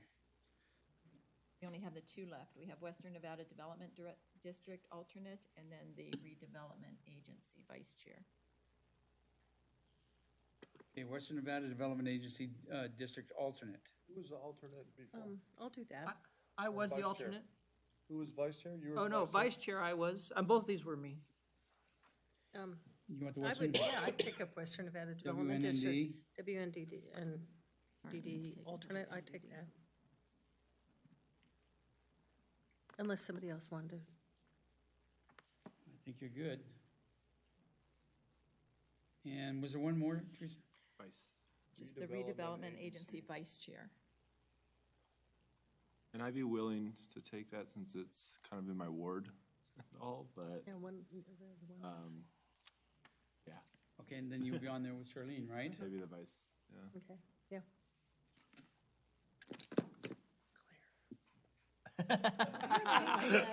So what do you have left, Mr. Dale? Yeah, he has like two I'm boards. No, I have plenty. Yeah. Yeah, can we get another? Yeah, Christopher Wheeler, is that 5? He's an alternate on 2 of them. Yeah, he's been skating by now for the last 4 years, 2 years. Yeah, that trade deadline. That's So this would be the final, what's up on the screen? We'll And vote this on is it. what you would, yes. vote But and approve. I've got to say that if you have seen the City of Reno or the County Commission, how they do their boards, you could be on it one day and with no notice, you're off the next day. So this is very civil. I think we've spread out the committees. Some of them are very good. And then we have the alternates in there, but I'm very happy with this. Are there any questions or comments? I think they grouped well again. That's Yeah. what we tried to do last time. I think that grouping works well. Very nice. And I'd like to say part of it is with some of the National League of Cities and other stuff, there's some boards and stuff that are growing and I'm representing our city on, so some of them aren't listed here. And so a big part of it is I'm just trying to make sure I have the capacity to do well the things we say we're doing, so. Yeah. So I appreciate it. Hey.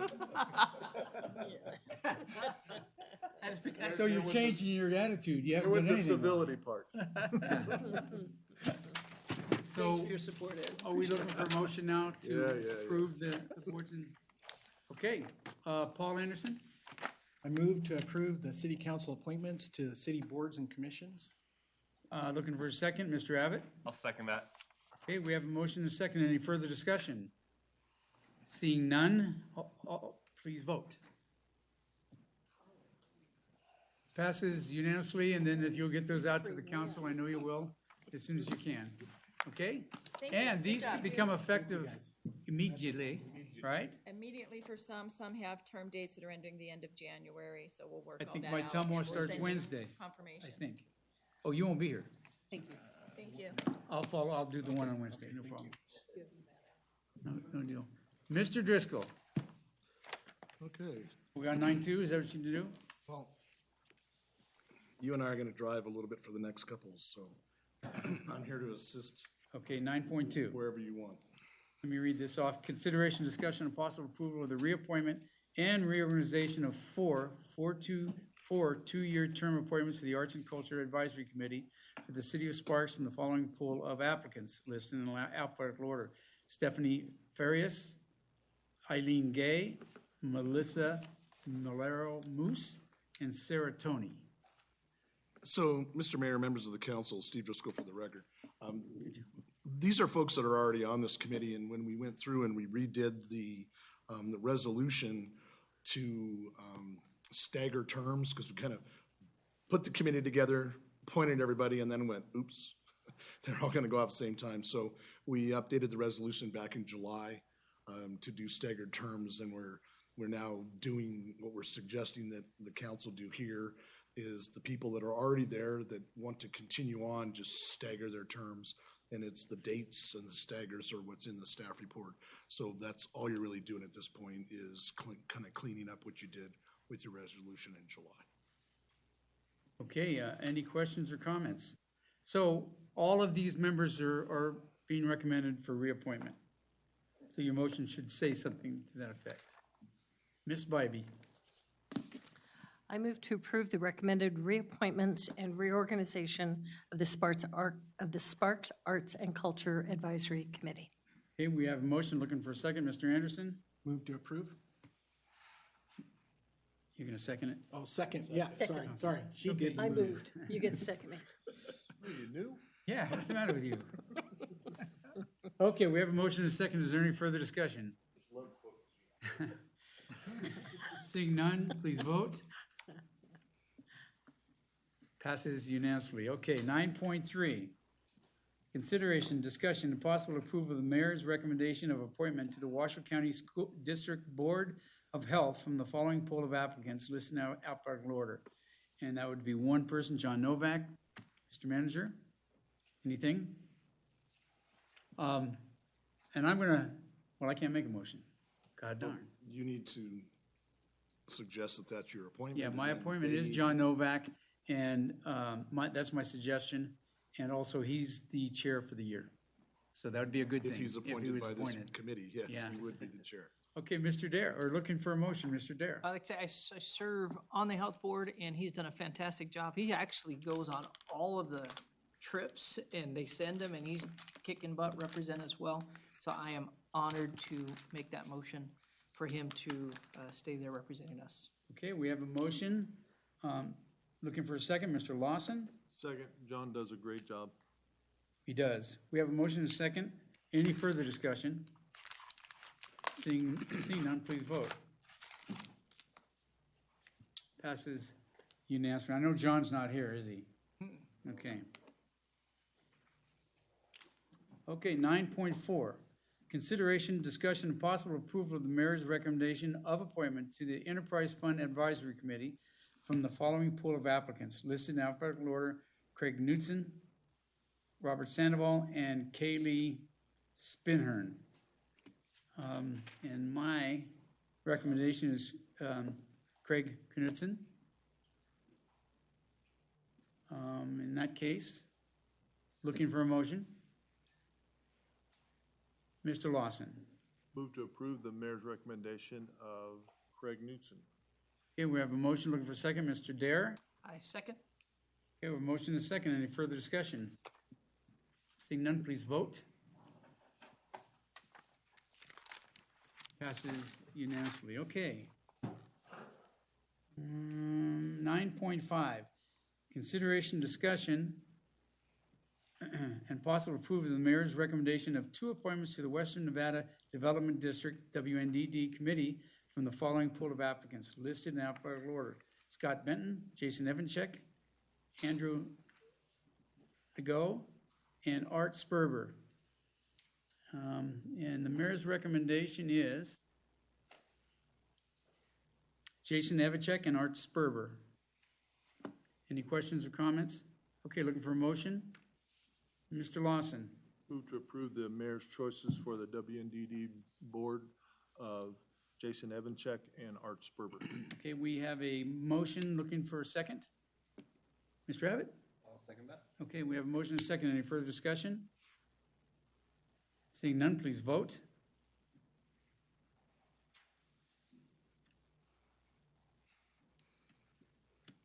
Sometime today, Paul. There you go, passes unanimously. Thanks for being right on top of it. Yeah, I'm here. Still got the new on it. You got the move. Okay. 9.6. Consideration, discussion, and possible approval of the mayor's recommendation of 2 appointments to the Sparks Planning Commission from the following list of applicants.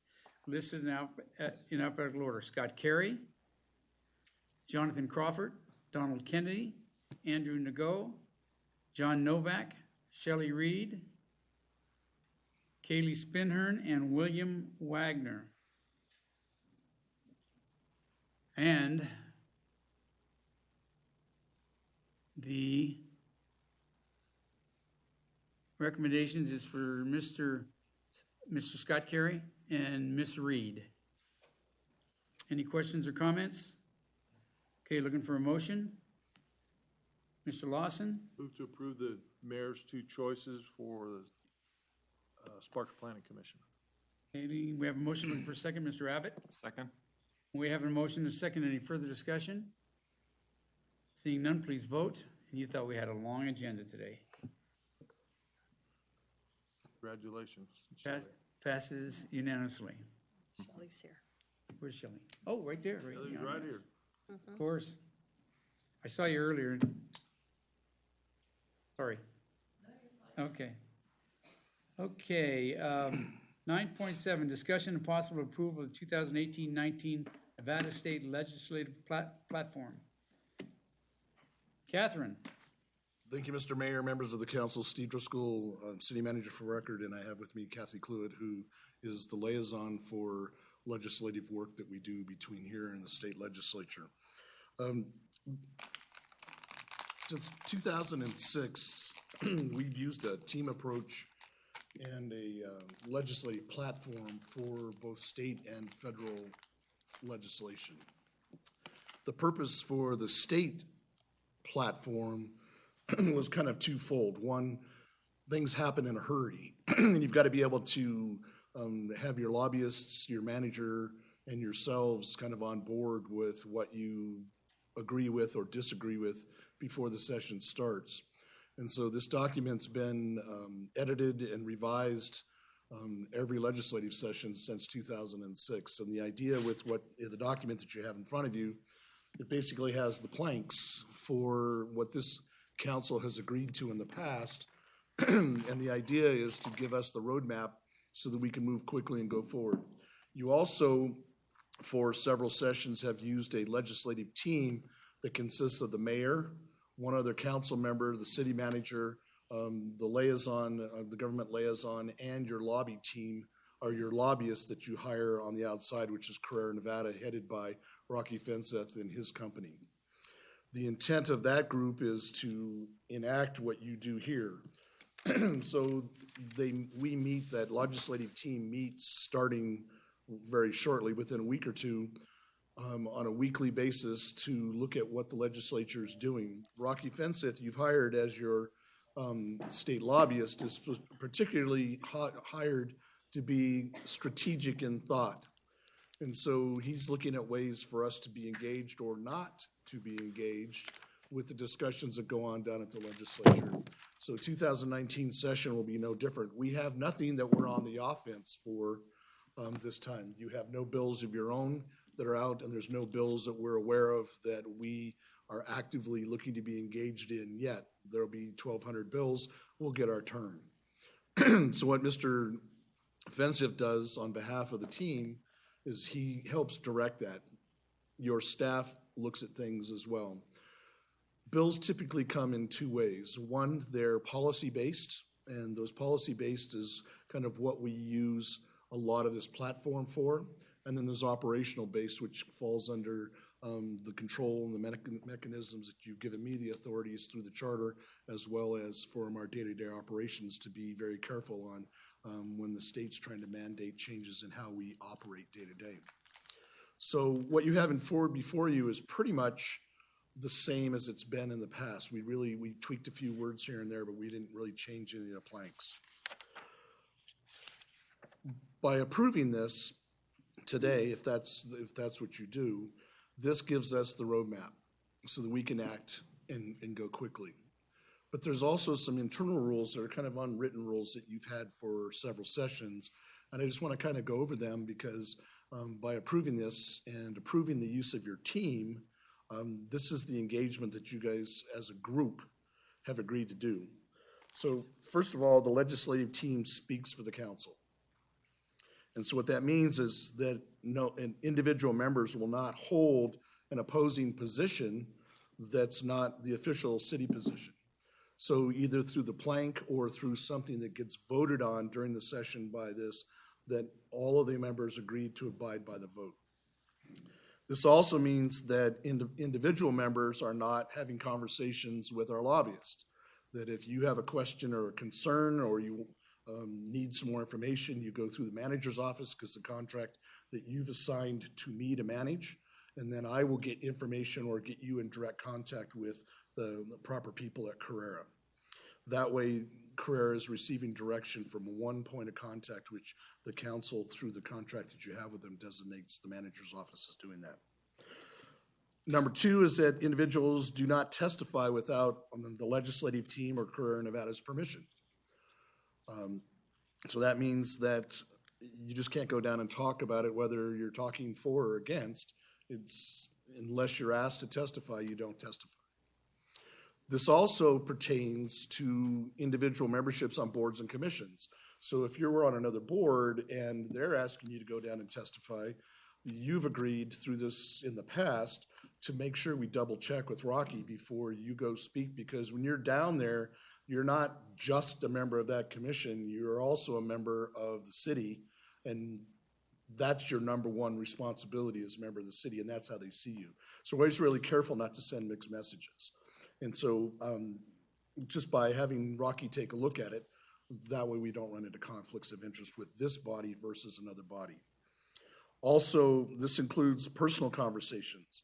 So you're at a fundraiser, cocktail party on the street in the grocery store, that again, you as a member are taking the city's official position and never discussing an alternative that maybe was yours, but you got outvoted.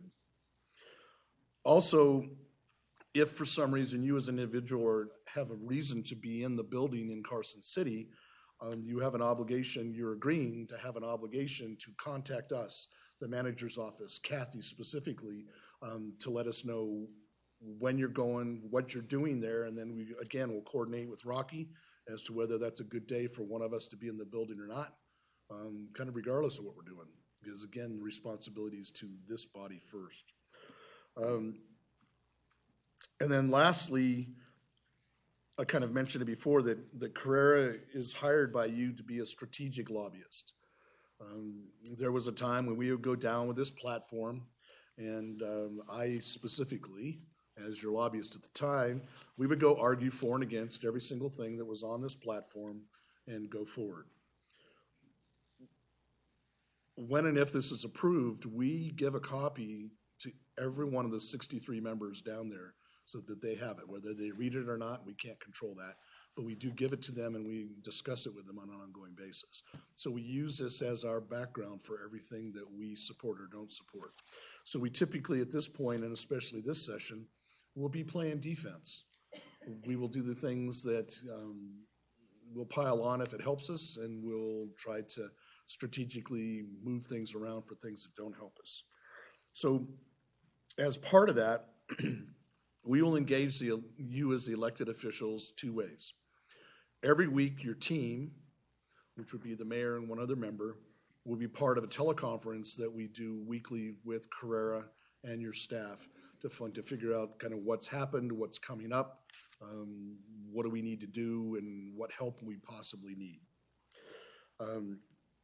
At that point in time, if there's a need for testimony, then Rocky, as your representative, determines kind of who would be the best person, depending on the committee, depending on relationships that you have, and depending on the topic. And then also, we just kind of keep it in mind that we're reacting to things.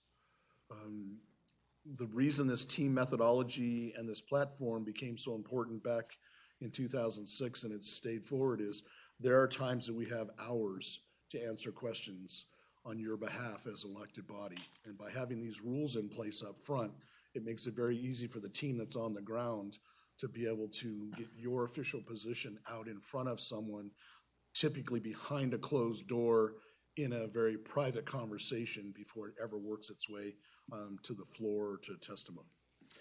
So with that, just reminding you kind of your rules. And going forward, we're looking for your support and your consideration on the platform as presented. Mr. Lawson? I want to tell you that the people we've met with so far on the legislative committee are all impressed that we actually have a platform for the city of Sparks, because not a lot of people do. So I think we may get we may get our document read by those people because there's so few of them. So it helps everybody and it helps us. And I think one time, a couple of years ago, we had to make a call on the spot, but for the most part, there's nothing that's that earth-shattering that if it's in the gray area, it'll come back to the council for decision. Okay. Catherine, you have anything to say? No, thank you.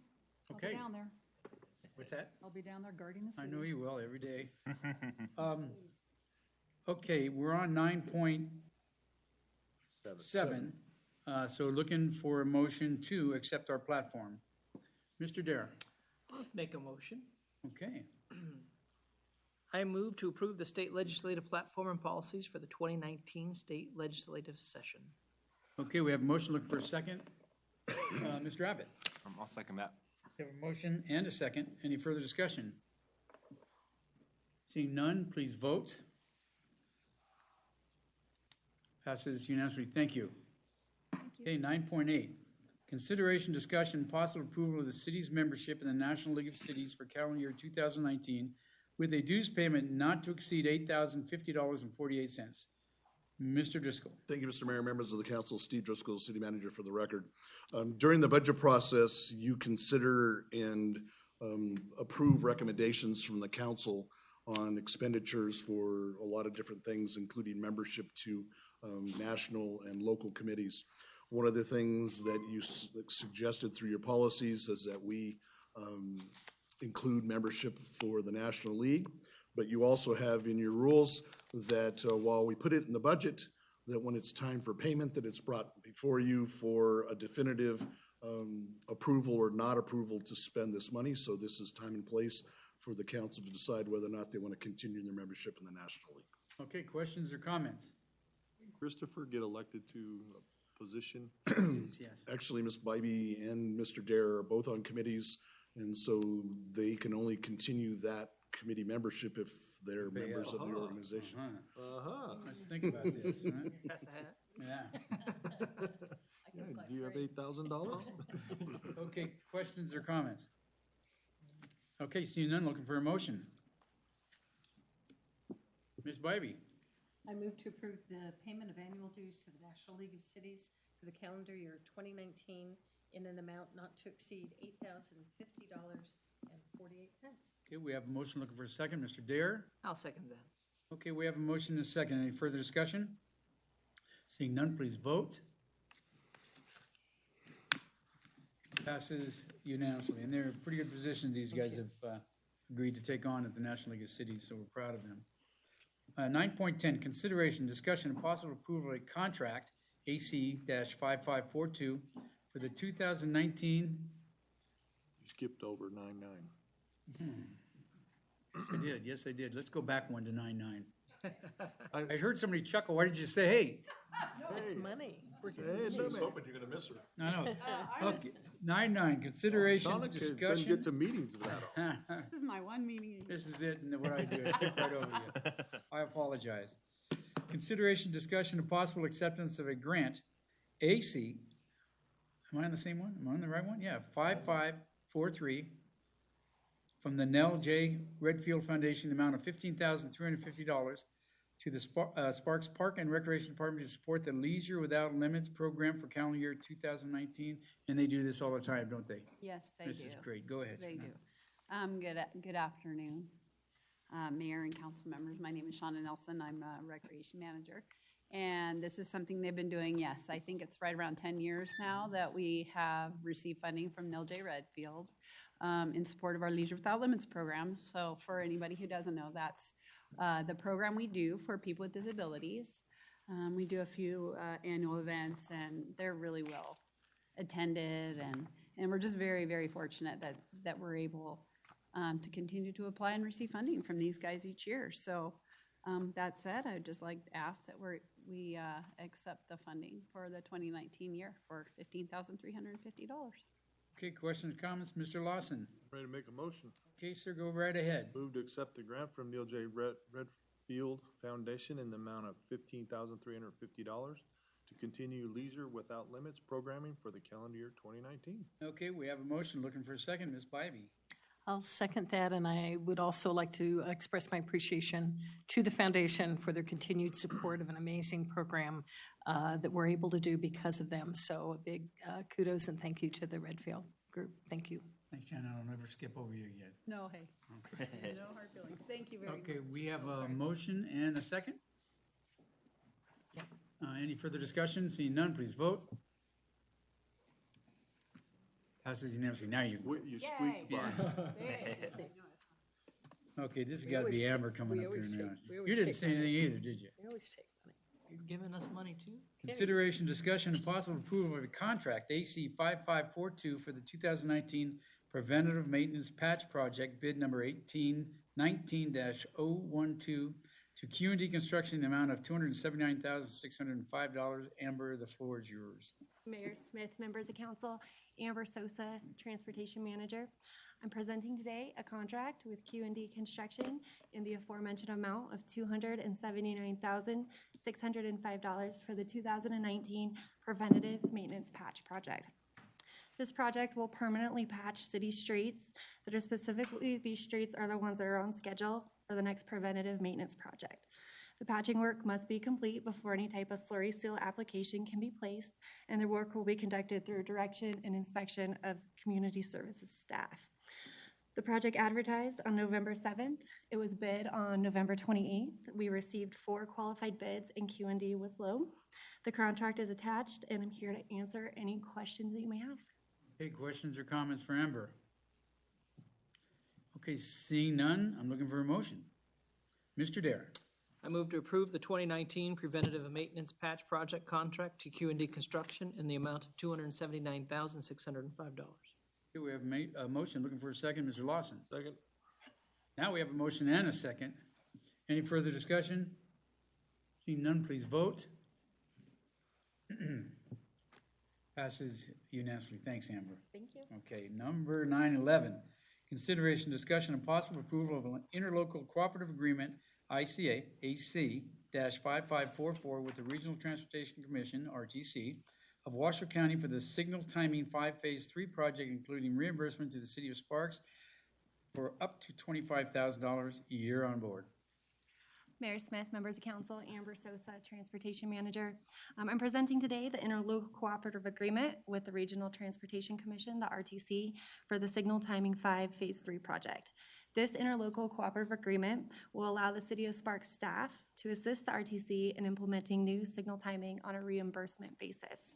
City of staff will assist with implementing the new signal timing into the City of Sparks central traffic system.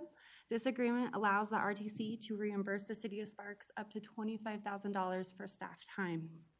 The funding for this project is 95% reimbursable from NDOT, the Nevada Department of Transportation, and this is done utilizing CMAQ funds, Congestion Mitigation Air Quality Funds. Previous corridors that have been worked on through this partnership include the Pyramid Highway Corridor, the Rock Boulevard Corridor, along with numerous individual signals that have helped the overall system as a whole. Upcoming signal coordination includes McCarran in the area between Gregg and Bering, Prater between Galletti and Pyramid, and Sparks Boulevard and Vista Boulevard in the vicinity of the Southeast Connector. The interlocal cooperative agreement is attached to the staff report, and I'm here to answer any questions you may have. Okay, any questions or comments? Mr. Anderson? I do have a question. How do you prioritize where you do this type of work?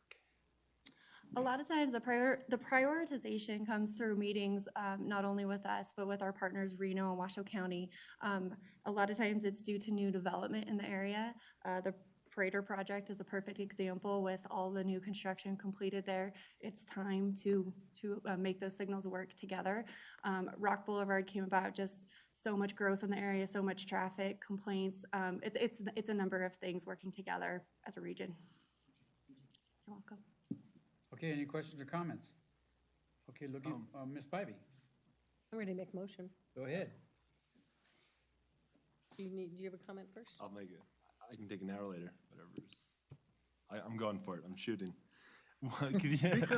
Could you repeat the intersections? It was Prater. Sure, the upcoming Yeah. is McCarran between the areas of Gregg and Bering. Prater between Galletti and down to Pyramid. And then the areas of Sparks Boulevard and Vista Boulevard near the Southeast Connector. Awesome, thank you. You're welcome. Okay, any other questions? Looking for a motion, Ms. Bybee. I move to approve the interlocal cooperative agreement with the Regional Transportation Commission for the Signal Timing 5 Phase 3 project. Okay, we have a motion, looking for a second, Mr. Anderson. Second the motion? We have a motion and a second. Any further discussion? Seeing none, please vote. Passes unanimously. Thanks, Amber. Thank you. Okay, 9.12, consideration, discussion, and possible approval of an interlocal agreement, AC 5545, between the State of Nevada on behalf of the Department of Transportation, the City of Sparks, and the Sparks Police Department for the management and purchase of Tyler Technologies Brazos Crash Data System in the amount of $64,577. Chief, thank you. Good afternoon, Mayor Smith and members of council. We come before you today with a couple of paired items. 912 and 913 are both comparable or compatible agenda items. 912 is the interlocal agreement that will allow us to hopefully take action in 913. The Sparks Police Department has been working with the state of Nevada through the Office of Traffic Safety, Department of Transportation, in upgrading our equipment regarding the Brazos equipment, which is a sole propriety of Tyler Technologies. Tyler Technologies in Brazos was adopted by the state a number of years ago as the sole place where we would enter our collision accident, or now what's referred to as crash data, so that the state can do all their federal funded reports, get their federal funding, which we receive some through like joining forces grants and those types of things. So in this, our equipment has aged and started to break, and through partnerships with the Office of Traffic Safety, work with Sergeant Rowe in our grants office, we were able to get the state to pay for 95% of the cost of the replacement equipment that we'll be needing. So we will be asking eventually to expend approximately $64,500 and something, of which 95% of that will be reimbursed by the state, reducing our cost to about $3,200 to $3,300. So, but to do that first, we have to be a part of the interlocal agreement. We were one of the listed agencies when the state developed their sole source propriety with Tyler Technologies as one of those that would be using their system. So with that, just asking that we accept the interlocal agreement, and then I'll come before you here in a minute and ask to spend some money. Questions or comments? Seeing none, looking for a motion. Mr. Abbott. I move to approve the interlocal agreement AC 5545, excuse me, between the state of Nevada on behalf of the Department of Transportation, the City of Sparks, the Sparks Police Department for the management and purchase of Tyler Technologies Brazos Crash Data Systems in the amount of $64,577. Okay, we have a motion, looking for a second. Mr. Dare. I'll second that. We have a motion and a second. Any further discussion? Seeing none, please vote. Passes unanimously. Okay, you're up on 9.13, consideration, discussion, and possible approval to purchase Brazos Crash Data System from Tyler Technologies in the amount of $64,577. Thank you, Mayor Smith. Again, Brian Allen, Chief of Police, for the record. This is the companion item to what you just passed in the interlocal agreement. Working through Dan Moran and the purchasing department of one man, we worked through the state, and this is on a joiner bid with Tyler Technologies for the purchase of $64,577 for Brazos Crash Data devices, printers, and associated accessories, of which we will be reimbursed 95%. So the total outlay to the city will be $3,229 once we are reimbursed by the state. Okay, questions or comments? Mr. Lawson? Ready for a motion? Okay. Move to approve the purchase of the browser's crash data system from Tyler Technologies in the amount of $64,577. Okay, we have a motion looking for a second. Ms. Bybee? I'll second that. We have a motion and a second. Any further discussion? Seeing none, please vote. Passes unanimously. Thanks, Chief. Thank you. Okay, 9.14. Consideration, discussion, and possible approval to provide paramedic level emergency medical service on Engine 31, Fire Station 3, in accordance with the paramedic program implementation schedule adopted by the City Council on August 22nd, 2016. Welcome, Chief. Good afternoon, Mayor Smith and council members. For the record, I'm Chris Maples, Sparks Fire Chief. Before you today is agenda item 9.14, which seeks your approval to provide paramedic level EMS service at Station 3 in accordance with the terms and conditions of the department's paramedic program, which you approved on August 22nd, 2016. If approved today, Station 3 will be the fourth station in the city to provide paramedic level EMS care, along with Stations 2, 4, and 5. We currently have the personnel and equipment to provide this higher level of EMS care, and with your approval, we'll staff Station 3 starting this Friday, January 18th. And that concludes my presentation. Okay, are there any questions or comments from Chief? Seeing none, looking for a motion? Mr. Dare. I move to approve implementing paramedic level emergency medical service on Engine 31. Okay, we have a motion and a second. We're looking for a second. Mr. Anderson. Second the motion? Okay, we have a motion and a second. Any further discussion? Seeing none, please vote. Passes unanimously. Thanks, Chief. Very good, thank you. Okay, we're going to move down. I'm going to open up the public comment period. Anybody in the public wishing to speak at this time? Bill, come on down.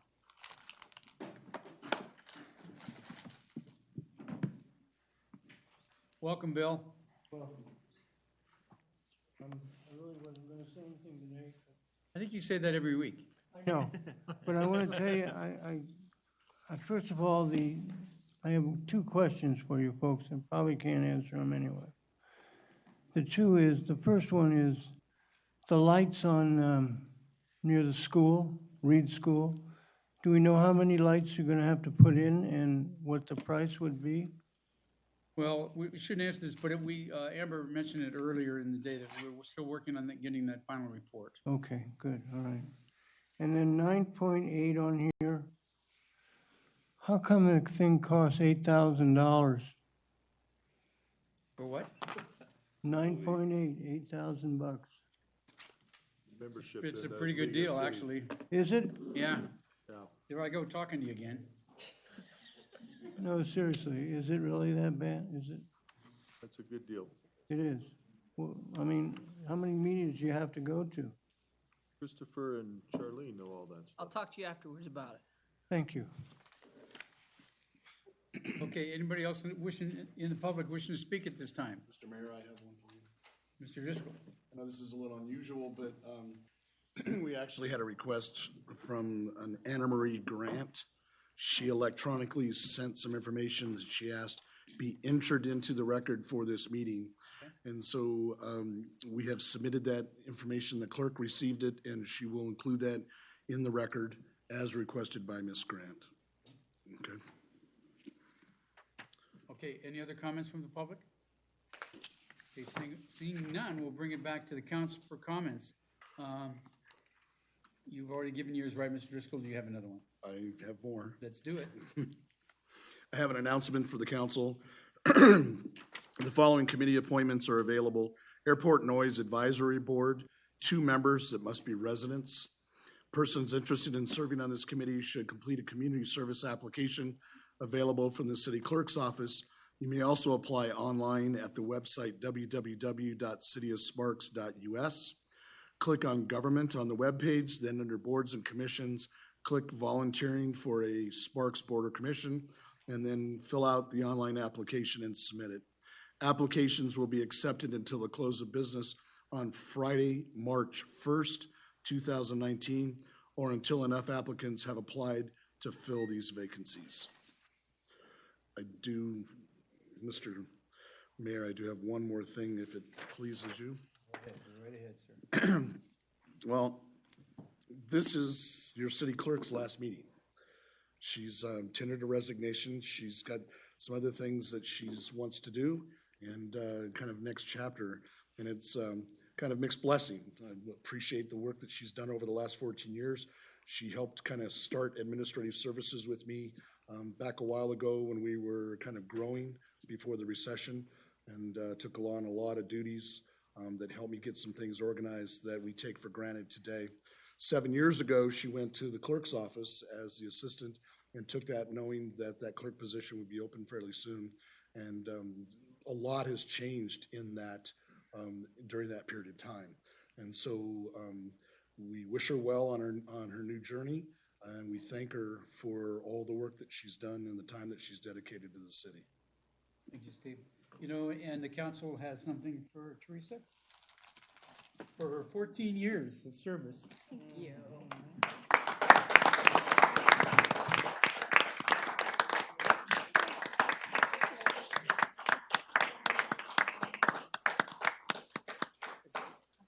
Thank you. Do you want to say a few words, Teresa? Of course I do. Okay.